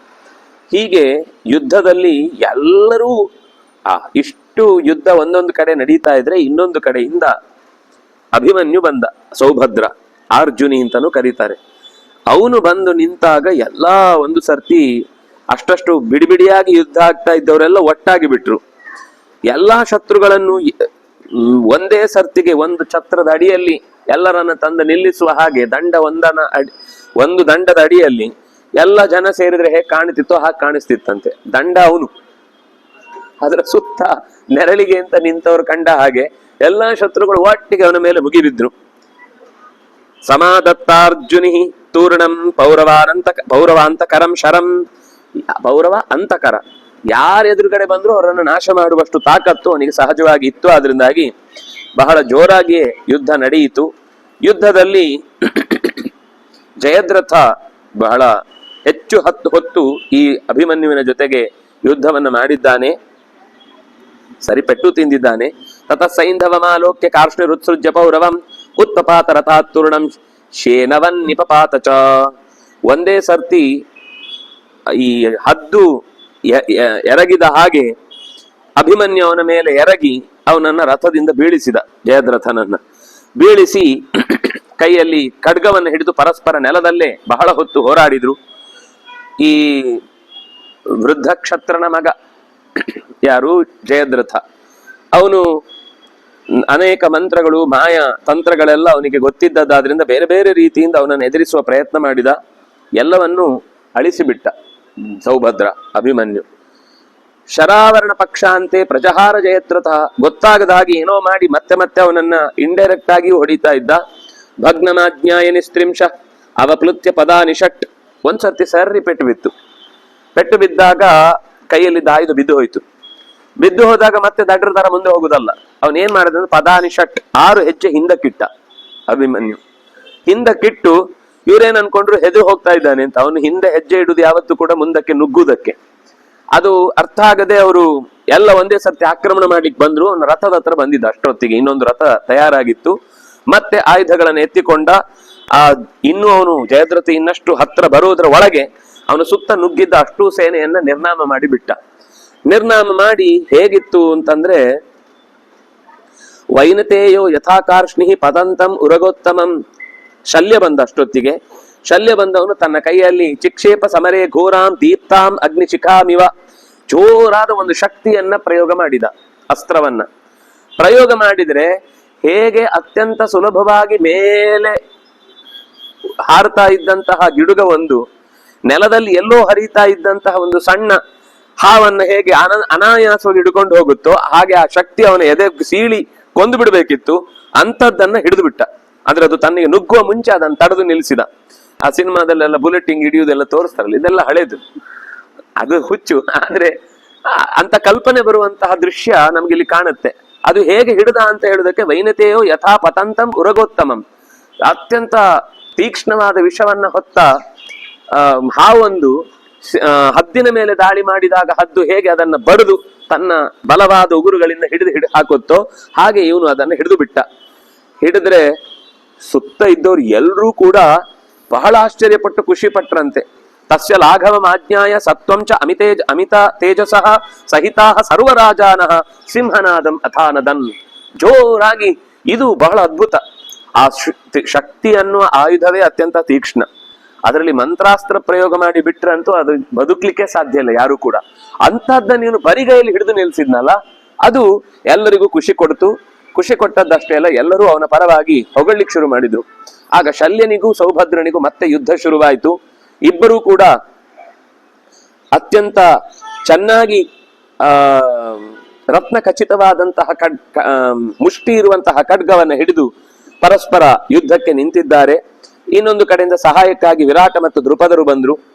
ಯುದ್ಧ ನಡೀತಾ ಇರುವಾಗ ಸಾತ್ವಿಕಿ, ಕೇಕೆಯರು, ಭೀಮ, ದೃಷ್ಟದ್ಯುಮ್ನ, ಶಿಖಂಡಿ, ದೃಷ್ಟಕೇತು, ಯುಧಿಷ್ಠಿರ, ಯಮಳರು ಅಂದ್ರೆ ನಕುಲ ಸಹದೇವರು, ದ್ರೌಪದೇಯರು, ಸಾಧ್ವಿತಿ ಚುಕ್ರುಷು ಅವರಿಬ್ರು ಯುದ್ಧಕ್ಕೆ ನಿಂತಾಗ ಜೋರಾಗಿ ಚಪ್ಪಾಳೆ ತಡೆದು ಚೆನ್ನಾಗಿದೆ ಯುದ್ಧ, ಮಾಡಿ ಮಾಡಿ ಮಾಡಿ ಅಂತ.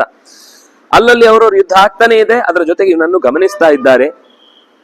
ಇಷ್ಟು ಆದಾಗ ಆ ಶಕ್ತಿಯನ್ನ ಹಿಡಿದಿದ್ದಲ್ಲ ಅದನ್ನು ವಾಪಸಿ ಎಸ್ತಿದ್ದಾನೆ. ಯಾರು? ಅರ್ಜುನಿ. ಅಂದ್ರೆ ಅಭಿಮನ್ಯು ಎಸೆದದ್ದಕ್ಕೆ ಏನಾಯ್ತು ಅಂತಂದ್ರೆ ಆ ಶಕ್ತಿ ಹೋಗಿ ಶಲ್ಯನ ಕುದುರೆ, ರಥ ಮತ್ತು ಸೂತ ಎಲ್ಲರನ್ನು ಹೊಡೆದಾಕ್ಬಿಡ್ತು. ಒಂದೇ ಸರ್ತಿಗೆ ಅವನು ನೆಲಕ್ಕೆ ಬಿದ್ದ ಶಲ್ಯ. ಸಿಟ್ಟು ಬಂತು. ಆರ್ತಾಯಿನಿ ಅಮಿತಗ್ನ ಕುದ್ರ ಸೌಭದ್ರಮಭ್ಯಯಾತ್. ಯಾವಾಗ ತನ್ನ ಅಂದ್ರೆ ಈ ಘಟನೆ ನಡೆಯುವಾಗ ನೋಡಿ ಎಲ್ಲ ರಾಜರು ಮುಗಿಬಿದ್ರು ಒಂದು ಕಡೆಯಿಂದ, ಇನ್ನೊಂದು ಕಡೆಯಿಂದ ಆ ಕಡೆಯಿಂದ ಆರ್ತಾಯನಿಹಿ ಅಂತ ಒಂದು ಶಬ್ದವನ್ನು ಬಳಸ್ತಾರೆ. ಆರ್ತಾಯನಿಹಿ ಅಂತಂದ್ರೆ ಋತಾಯನನ ಮಗ. ಶಲ್ಯನ ಅಪ್ಪನ ಹೆಸರು ಇಲ್ಲಿ ಗೊತ್ತಾಗುತ್ತೆ. ಇಡೀ ಎಲ್ಲೂ ಕೂಡ ಈ ಶಲ್ಯನ ಅಪ್ಪನ ಹೆಸರು ಉಲ್ಲೇಖ ಇರಲಿಲ್ಲ. ಈ ಶ್ಲೋಕ ಓದಿದಾಗ ಗೊತ್ತಾಗುತ್ತೆ. ಆರ್ತಾಯನಿ ಅಂತಂದ್ರೆ ಋತಾಯನನ ಮಗ ಆರ್ತಾಯನಿ. ಅಲ್ಲಿಗೆ 14ನೆಯ ಅಧ್ಯಾಯ ಮುಕ್ತಾಯ ಆಗುತ್ತೆ. ಮುಂದೆ 15ನೇ ಅಧ್ಯಾಯದಲ್ಲಿ ಭೀಮ ಮತ್ತು ಶಲ್ಯನ ಗದಾಯುದ್ಧದ ಪ್ರಕರಣವನ್ನ ತುಂಬಾ ವಿಸ್ತಾರವಾಗಿ ಪ್ರತಿ ಮಂಡಲದ ಕಥೆ, ಮಂಡಲ ಅಂತಂದ್ರೆ ಹೇಗೆ ರೌಂಡ್ ಹೊಡಿತಾರೆ, ಹೇಗೆ ಗದೆ ಹಿಡ್ಕೊಳ್ತಾರೆ, ಗದೆನ ಯಾವ ದಿಕ್ಕಿಗೆ ಬೀಸುವಾಗ ಪ್ರತಿಯಾದ ದಿಕ್ಕಿನಿಂದ ಹೇಗೆ ಆಕ್ರಮಣ ಮಾಡ್ತಾರೆ ಅನ್ನುವ ಪ್ರತಿಯೊಂದು ಸಣ್ಣ ಪುಟ್ಟ ಪಟ್ಟುಗಳನ್ನು ಕೂಡ ನಿರೂಪಿಸುವಂತಹ ಅಧ್ಯಾಯ ಇಲ್ಲಿದೆ. ಆರ್ತಾಯನೇರ್ ಯುದ್ಧಂ ಸೌಭದ್ರಸ ಚ ಶಂಸಮೆ. ಇದನ್ನ ಕೇಳಿ ಧರ್ಮರಾಜ ಧೃತರಾಷ್ಟ್ರ ಕೇಳ್ತಾನೆ, ನನಗೆ ಈ ಶಲ್ಯ ಮತ್ತು ಸುಭದ್ರೆಯ ಮಗನಾದಂತ ಅಭಿಮನ್ಯು ಏನ್ ಮಾಡಿದ್ರು ಮುಂದೆ ಅದನ್ನ ನಂಗೆ ಬಿಡಿಸಿ ಹೇಳು, ವಿಸ್ತಾರವಾಗಿ ಹೇಳು ಅಂತ ಕೇಳ್ತಾನೆ. ಸಂಜಯ ಅದನ್ನ ಬಿಡಿಸಿ ಹೇಳ್ತಾನೆ. ತಕ್ಷಣವೇ ಕೋಪ ಬಂತು ಶಲ್ಯನಿಗೆ. ತನ್ನ ಕೈಯಲ್ಲಿದ್ದ ಸರ್ವಾಯಸೀನ್ ಗದಾಂ, ಪೂರ್ತಿ ಕಬ್ಬಿಣದ್ದು, ಅಂದ್ರೆ ಸ್ಟೈನ್ಲೆಸ್ ಸ್ಟೀಲ್. ಅದು ನಾವು ಇವತ್ತು ಶಬ್ದ ಹೇಳುದು ಇವತ್ತು ಕೇಳ್ತಾ ಇರೋದು. ಅದರ ಪ್ರಾಚೀನರು ಬಳಸಿದ ಕಬ್ಬಿಣದ ಬಳಕೆ ಎಷ್ಟು ಸ್ಟ್ರಾಂಗ್ ಆಗಿತ್ತು ಅನ್ನೋದಕ್ಕೆ ದೆಹಲಿಯಲ್ಲಿರುವ ಆ ಕಂಬವೇ ಸಾಕ್ಷಿ. ಏನಿಲ್ಲ ಅಂದ್ರೂ ಅದಕ್ಕೆ 1300-400 ವರ್ಷ ಮೇಲಾಯ್ತು. ಇನ್ನು ಒಂದು ತುಕ್ಕು ಹಿಡಿಯದೆ ನಿಂತಿದೆ. ಕುತುಬ್ ಮಿನಾರ್ನ ನಾವು ಈಗ ಕರೆಯುವುದು, ಅದು ವಸುತಃ ಒಂದು ನರಸಿಂಹನ ದೇವಸ್ಥಾನ ಆಗಿತ್ತು ಅಂತ ಗೊತ್ತಾಗುತ್ತೆ. ಅದರ ಶಿಲಾಲೇಖದಲ್ಲಿ ಅದೆಲ್ಲ ವಿವರ ಇದೆ. ಮತ್ತೆ ಆ ಕಂಬದಲ್ಲೂ ಬರ್ದದ್ದಿದೆ. ಇವತ್ತಿಗೂ ಅದು ನಮ್ಗೆ ಓದ್ಲಿಕ್ಕೆ ಸಿಗುತ್ತೆ. ಆ ಕಂಬ ಅಷ್ಟು ವರ್ಷ ಆದ್ರೂ ಬಿಸಿಲಿಗಿದೆ, ಮಳೆಗಿದೆ, ಚಳಿಗಿದೆ, ಒಂದು ಸಣ್ಣ ರಸ್ಟ್ ಹಿಡಿದಿಲ್ಲ. ಅಷ್ಟು ಬ್ಯಾಕ್ ಹೋಗ್ಬೇಕು. ನಮ್ಗೆ ಇಲ್ಲಿ ಕೊಲ್ಲೂರಿಗೆ ಹೋದ್ರೆ ಕೊಲ್ಲೂರಿನ ದೇವಸ್ಥಾನದ ಮುಂಭಾಗದಲ್ಲಿ ಒಂದು ಕಂಬ ಇದೆ, ಅದು ಸುಮಾರು 800 ವರ್ಷ ಮೇಲಾಗಿದೆ, ಒಂದು ರಸ್ಟ್ ಹಿಡಿದಿಲ್ಲ. ಅಂದ್ರೆ ಭಾರತದ ಜಿಂಕ್ ಮತ್ತು ಈ ಕಬ್ಬಿಣದ ಉದ್ದಿಮೆ ಅಥವಾ ಆ ಕಾಲದ ರಸಾಯನ ವಿದ್ಯೆ, ಎಷ್ಟು ಲೋಹಶಾಸ್ತ್ರದ ಚಿಂತನೆ ಎಷ್ಟು ಗಟ್ಟಿ ಇತ್ತು ಅಂತ ಗೊತ್ತಾಗುತ್ತೆ. ಇನ್ನು ಈ ಖಡ್ಗಗಳೆಲ್ಲ ಯಾವುದು ಕೂಡ ಯಾವುದು ಮರ ತುಂಡಲ್ಲ. ಆಟ ಆಡ್ಲಿಕ್ಕೆ ನಾವು ಬ್ಯಾಟ್ ಬಾಲ್ ಹಿಡ್ಕೊಂಡು ಹಂಗ ಆಡ್ಲಿಕ್ಕಲ್ಲ ಇರುದು. ಎಲ್ಲ ಆಯುಧಗಳು ಲೋಹದ್ದೇ. ಅದು ಒಂದೊಂದು ಬಗೆಯ ಲೋಹಗಳು, ಬರೀ ಒಂದೇ ಲೋಹ ಅಲ್ಲ. ಬಂಗಾರವೇ 10-12 ತರ ಇದೆ. ನಮ್ಗೆ ಬಂಗಾರ ಒಂದೇ ಗೊತ್ತಿರೋದು, ಬಿಟ್ರೆ 2 ಗೊತ್ತಿದೆ. ಯಾಕೆಂದ್ರೆ ಅದು ಕ್ಯಾರೆಟ್ ಅಂತ ಅನ್ನೋದ್ರ ಮೇಲೆ ಹೋಗುತ್ತೆ ಆಚೆ. ಅದು 24 ಕ್ಯಾರೆಟ್, ಇದು 22 ಕ್ಯಾರೆಟ್ ಅಂತ ಹೀಗೆ ವ್ಯತ್ಯಾಸ ಬಿಟ್ರೆ ನಮ್ಗೆ ಬಂಗಾರದಲ್ಲಿರುವ ವೈವಿಧ್ಯಗಳೇ ಗೊತ್ತಿಲ್ಲ. ಬಂಗಾರದಲ್ಲಿ ಅನೇಕ ತರ ಅಂಶಗಳದ ಹೆಸರೇ ಹೇಳುತ್ತೆ. ಅದು ಸಂಸ್ಕೃತದಲ್ಲಿ ಮಾತ್ರ ಹೇಳಲಿಕ್ಕೆ ಸಾಧ್ಯ. ಬೇರೆ ಯಾವ ಭಾಷೆಯಲ್ಲಿ ಹೇಳಿದ್ರು ಅದನ್ನ ಗೋಲ್ಡ್ ಅಂತಾನೆ ಹೇಳ್ಬೇಕು. ಆದ್ರೆ ಸಂಸ್ಕೃತದಲ್ಲಿ ಜಾಂಬೂನದ ಬೇರೆ, ಕಾರ್ತಸ್ವರ ಬೇರೆ, ಸೌವರ್ಣ ಬೇರೆ, ಬಂಗಾರ ಬೇರೆ. ಆಮೇಲೆ ಅಲ್ಲ ಇತ್ತು, ಈ ಹೆಸರಿಲ್ಲ, ಏನಿಲ್ಲ, ಯಾವುದು ಇರ್ಲಿಲ್ಲ ಅಂತಿಲ್ಲ. ಯಾವುದು ಹೊಸ್ತು ಕಂಡಿರ್ಲಿಕ್ಕೆ ಹೇಳ್ತೇನೆ. ನೀವು ಈಗ್ಲೇ ಕೇಳಿದ್, ನಮ್ಗೆ ಈಗ್ಲೇ ಪ್ರಶ್ನೆ ಕೇಳಿದ್ದಲ್ವಾ? ಇದೆ, ಅದಕ್ಕೆ ಶಬ್ದ ಇದೆ. ಪ್ಲಾಟಿನಂ ಇರ್ಲಿಲ್ಲ ಅಂತಲ್ಲ, ಅದಕ್ಕೆ ಹೆಸರು ಬೇರೆ ಇತ್ತು ಅಷ್ಟೇ. ಏನ್ ಹೆಸರಿತ್ತು ಅಂತ ನನಗೆ ಈಗ ನೆನಪಾಗ್ತಿಲ್ಲ. ಅಂದ್ರೆ ಬೆಲೆ ಈಗ ಕೊಡ್ತಾ ಇರುವುದು ಅದಕ್ಕೆ ಜಾಸ್ತಿ ಅಷ್ಟೇ. ಆಗ ಅದಕ್ಕೆ ಅದು ಸಹಜವಾದ ಒಂದು ಲೋಹವಾಗಿತ್ತು. ಈಗ ಅದನ್ನ ಯಾವಾಗ ಒಂದು ವಸ್ತು ಅದರ ಬಳಕೆ ಹೆಚ್ಚಾಗಿ ಕೊಡುವುದು ಕಮ್ಮಿ ಆಗುತ್ತೋ ಬೆಲೆ ಜಾಸ್ತಿ ಆಗುತ್ತೆ. ಉತ್ಪತ್ತಿ ಕಮ್ಮಿಯಾಗಿ ಬಳಕೆ ಜಾಸ್ತಿ ಆದ್ರೆ ಬೆಲೆ ಜಾಸ್ತಿ ಆಗುತ್ತೆ. ಯಾವಾಗ ಉತ್ಪತ್ತಿ ಜಾಸ್ತಿಯಾಗಿ ಬಳಸೋರಿಲ್ಲ ಅಂತ ಆಗುತ್ತೋ ಅದು ಮೂಸೋರಿಲ್ಲ, ಯಾವ್ದು ರಸ್ತೆ ಬದಿಯಲ್ಲಿ ಸಿಗ್ಲಿಕ್ಕೆ ಶುರು ಆಗುತ್ತೆ. ನಮ್ಗೆ ಒಂದು ಕಾಲದಲ್ಲಿ ಬಂಗಾರ ಬೇಕಾದಷ್ಟು ಎಲ್ಲ ಕಡೆಯಲ್ಲೂ ಬಳಕೆ ಇತ್ತು, ಅದನ್ನಾಗಿ ಅದಕ್ಕೆ ಬೆಲೆ ಇರಲಿಲ್ಲ. ಆದ್ರೆ ಈಗ ನಮ್ಮ ದೇಶದಲ್ಲಿ ಅದಕ್ಕೆ ಸಂಬಂಧಪಟ್ಟ ಒಂದು ಹುಟ್ಟಿನ ಕ್ರಮ ಅನ್ನೋದು ಹೊರಟೋಗಿದೆ. ಆಗಿದ್ರಿಂದಾಗಿ ನಮ್ಗೆ ಈಗ ಬೇರೆ ಕಡೆಯಿಂದನೇ ತರಿಸ್ಬೇಕಾದ ಅನಿವಾರ್ಯತೆ ಇರುವುದರಿಂದಾಗಿ ಜಗತ್ತಲ್ಲಿ ಅದೇ ಬಹಳ ಕಾಲ ಬದಲಾಗುದಿಲ್ಲ. ಈಗ ಕಬ್ಬಿಣ ಒಂದು 500 ವರ್ಷ ಇಟ್ಟರೆ ಆಮೇಲೆ ರಶ್ ಹಿಡದೆ ಹಿಡಿಯತ್ತೆ. ನೀವು ಎಷ್ಟು ರಕ್ಷಣೆ ಮಾಡಿದ್ರು ಈಗಿತ್ತು. ಆಗದ್ದಾದ್ರೆ ಅದು ಬೇರೆ ತರ, ಅಂದ್ರೆ ಬಹಳ ದೀರ್ಘಕಾಲ ಬಾಳುತ್ತೆ. ಮತ್ತೆ ಅದನ್ನ ಎಲ್ಲರೂ ಕೂಡ ಆಭರಣವಾಗಿ ಬಳಸಲಿಕ್ಕೆ ಅದನ್ನ ಬಳಸಿಯೇ ಬಳಸ್ತಾರೆ. ಯಾರು ಕೂಡ ಕಬ್ಬಿಣವನ್ನ ಆಭರಣವಾಗಿ ಬಳಸ್ತಾರೆ ಅಂತಿಲ್ಲ. ಎಲ್ಲೋ ಸ್ಟೈಲಿಗೆ ಪುಂಡ್ರು ಪೋಖ್ರಿಗಳು ಒಂದಿಷ್ಟು ಹಾಕೊಳ್ಳಿಕ್ಕೆ ಇಲ್ಲಿ ಇದ್ದ ಬದ್ದಲ್ಲೆಲ್ಲ ಸಿಕ್ಕಿಸ್ಕೊಳ್ಳಿಕ್ಕೆ ಹಾಕೊಳ್ತಾರೆ ಬಿಟ್ರೆ ಅದನ್ನ ಆಭರಣವಾಗಿ ಬಳಸುವುದು ಅಂತ ಕಮ್ಮಿ. ಮತ್ತೆ ಅದು ದೇಹಕ್ಕೂ ಲಾಭ ಅಲ್ಲ. ಆದ್ರೆ ಇದು ಹಾಗಲ್ಲ, ಬಂಗಾರ ಆಗ್ಲಿ ಪ್ಲಾಟಿನಮ್ ಆಗ್ಲಿ ಯಾಕೆ ಅದಕ್ಕಷ್ಟು ಬೆಲೆ ಅಂದ್ರೆ ಅದನ್ನ ಎಷ್ಟು ಸರ್ತಿ ಯೂಸ್ ಮಾಡಿದ್ರು ರಿವ್ಯಾಲ್ಯೂ ಇದೆ. ಅದು ನೀವು ಮುರಿದು ಹೋದ್ರು ಕೂಡ ಮತ್ತೆ ಅದನ್ನ ಇನ್ನೊಂಥರ ಆಕಾರ ಕೊಟ್ಟು ನೀವು ಅದನ್ನ ಆಭರಣ ಮಾಡ್ಕೊಳ್ಳಿಕ್ಕಾಗುತ್ತೆ. ಬಂಗಾರದನ್ನ ನೀವು ಹಾಗೆ ಮರಳಿ ಅದನ್ನು ಯೂಸ್ ಮಾಡಬೇಕು, ಇದಕ್ಕೆಲ್ಲ ಇಷ್ಟು ಖರ್ಚು ಮಾಡಿ ತಲೆ ಕೆಡಿಸ್ಕೊಳ್ಳುವಷ್ಟು ಯಾರಿಗೂ ತಾಳ್ಮೆ ಇಲ್ಲ. ತಗೊಂಡ್ರೆ ಅದನ್ನ ಖರ್ಚು ಮಾಡೋದಕ್ಕಿಂತ ಇನ್ 3 ಬರುತ್ತೆ ಹೊಸ್ತು, ಕಬ್ಬಿಣದ್ದು ಯಾವುದೇ ಕಡಗವೋ ಇನ್ನೇನಾದ್ರೂ ಹಾಕೊಳ್ಳೋದಿದ್ರೆ.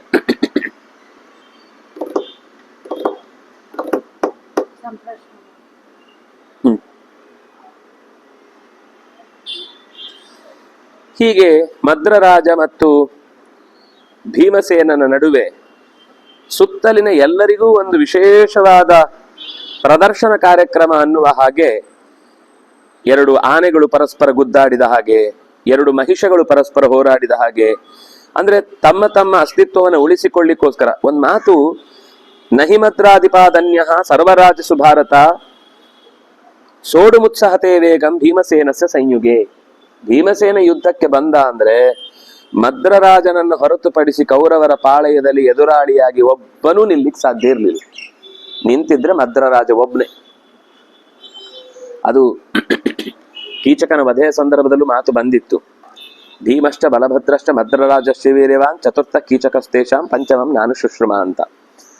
ನಮಗೆ ಇರುವುದು 4 ಜನ ವೀರರು ಅಂದ್ರೆ, ಒಬ್ಬ ಭೀಮ, ಬಲಭದ್ರ, ಶಲ್ಯ, ಕೊಟ್ಬಿಟ್ರೆ ಕೀಚಕ. ಅದು ಈ ಮಾತು ಹೇಳಿದ್ದು ಸ್ವತಃ ದುರ್ಯೋಧನನೇ.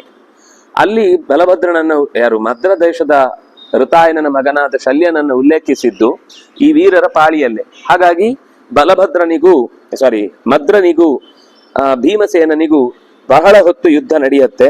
ತಥಾ ಮದ್ರಾಧಿಪಸ್ಯಾಪಿ, ಮದ್ರಾಧಿಪನಾದ ಈ ಶಲ್ಯನನ್ನ ಎದುರಿಸ್ಲಿಕ್ಕೆ ತಾಕತ್ತು ಕೂಡ ಪಾಂಡವರಲ್ಲೂ ಯಾರು ಇರಲಿಲ್ಲ, ಭೀಮ ಒಬ್ಬನೇ. ಅದಕ್ಕೋಸ್ಕರ ಅವನ ಗದಾವೇಗವನ್ನು ಸಹಿಸುವುದಕ್ಕೆ ಕೋನ್ಯೋ ವೃಕೋದರಾತ್, ವೃಕೋದರನನ್ನು ಹೊರತುಪಡಿಸಿ ಇನ್ಯಾರಿದ್ರು ಶಲ್ಯನ ತಾಕತ್ತಿನ ಪೆಟ್ಟನ್ನ ಸಹಿಸಿಕೊಳ್ಳುವವರು. ಆದ್ರಿಂದಾಗಿ ಅವರಿಬ್ಬರ ನಡುವೆ ತೀವ್ರವಾದ ಯುದ್ಧ ಆಯಿತು. ಆ ಯುದ್ಧದಲ್ಲಿ ಆ ಗದೆ ಪರಸ್ಪರ ಹೊಡೆದಾಡಿದಾಗ ಕಿಡಿ ಹಾರಿತು, ಪುಡಿ ಹಾರಿತು, ಏನೇನೋ ಒಂದಿಷ್ಟು ವರ್ಣನೆಗಳಿವೆ ಹೇಗೆ ಯುದ್ಧ ಆಯಿತು ಅಂತ. ಕದಾ ಕ್ಷಿಪ್ತಾತು ಸಮರೇ ಮದ್ರ ರಾಜೇನ ಭಾರತ ವ್ಯೋಮದೀಪಯ ಮಾನಸ ಸೃಜತೆ ಪಾವಕಂ ಮುಹುಹು. ಅದು ಹೊಡೆದಾಗಲೆಲ್ಲ ಪ್ರತಿ ಸರ್ತಿ ಬೆಂಕಿಯ ಕಿಡಿ ಹಾರಿ ಹಾರಿ ಬರ್ತಾ ಇತ್ತು, ಆಕಾಶ ಎಲ್ಲ ಬೆಳಗ್ತಾ ಇತ್ತು. ವಸ್ತುತಃ ಮೋಡದ ರಾಶಿಯ ಮಧ್ಯದಲ್ಲಿ ಯಾರು ಕಾಣಬಾರದಿತ್ತು. ಆದ್ರೆ ಇವರಿಬ್ರು ಹೊಡಿತಾ ಇದ್ದಾಗ ಶಬ್ದದಿಂದ ಮತ್ತು ಬೆಳಕಿನಿಂದ ಎಲ್ಲಿದ್ದಾರೆ ಅಂತ ಕಾಣಿಸ್ತಿತ್ತು. ಅಷ್ಟು ತೀವ್ರವಾದ ಯುದ್ಧ. ತೇಗದೇಗ ದಿನಾಂ ಶ್ರೇಷ್ಠೆ ಸಮಾಸಾಧ್ಯ ಪರಸ್ಪರಂ ಶ್ವಸಂತ್ಯೋ ನಾಗಕನ್ಯೇವ ಸ್ವಸೃಜಾತೆ ವಿಭಾವಸುಂ.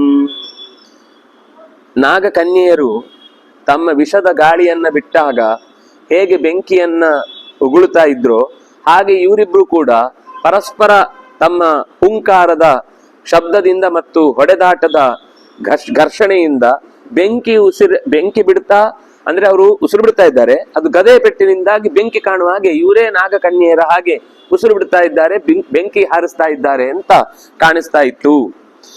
ನಮ್ಗೆ ಈ ಉದಾಹರಣೆಗೆ ಹೇಳಿದ ಘಟನೆ ನಮ್ಗೆ ಅನುಭವದಲ್ಲಿಲ್ಲ, ಅದರಿಂದ ನಮ್ಗೆ ಅದು ಸ್ವಾರಸ್ಯ ಅಂತ ಅನ್ಸಲ್ಲ.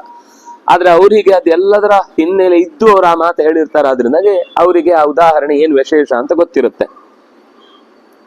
ತತಸ್ವರ ತಮಾರೋ, ಇಷ್ಟರಲ್ಲಿ ಏನಾಯ್ತು, ತೀವ್ರವಾದ ಯುದ್ಧ ಆಯ್ತು.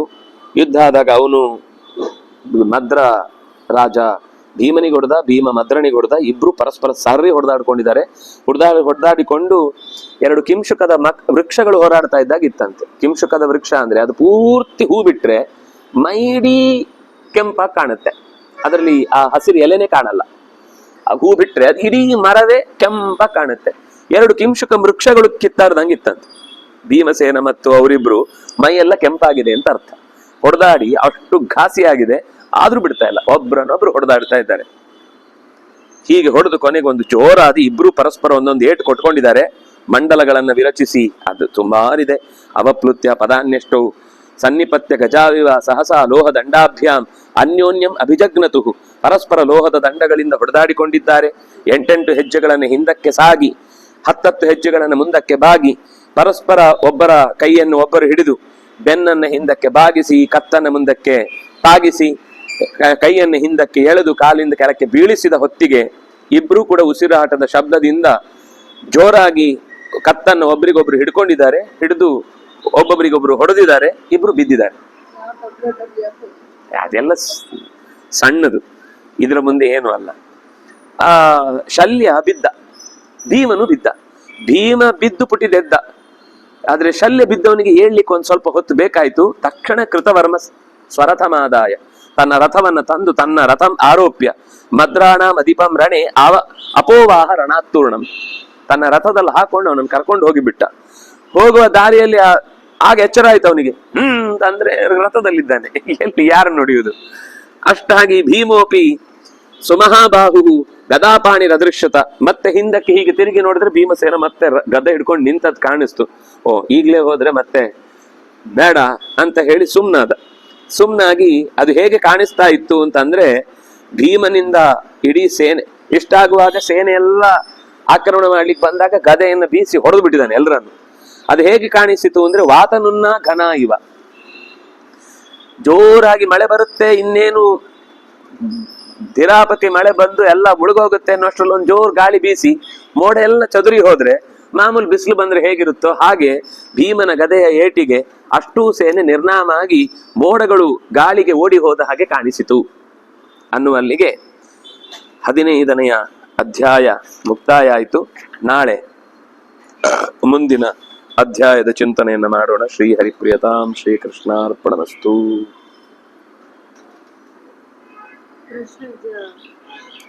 ಸಂಪ್ರಶ್ನೆ ಏನು? ಪ್ರಶ್ನೆ ಹೇಳಿದ್ರೆ ಮಾಡೋಣ. ಯಾವುದು ಸಂಪ್ರಶ್ನೆ? ಏನಾದ್ರೂ ಪ್ರಶ್ನೆ ಇದ್ರೆ ಕೇಳಿ.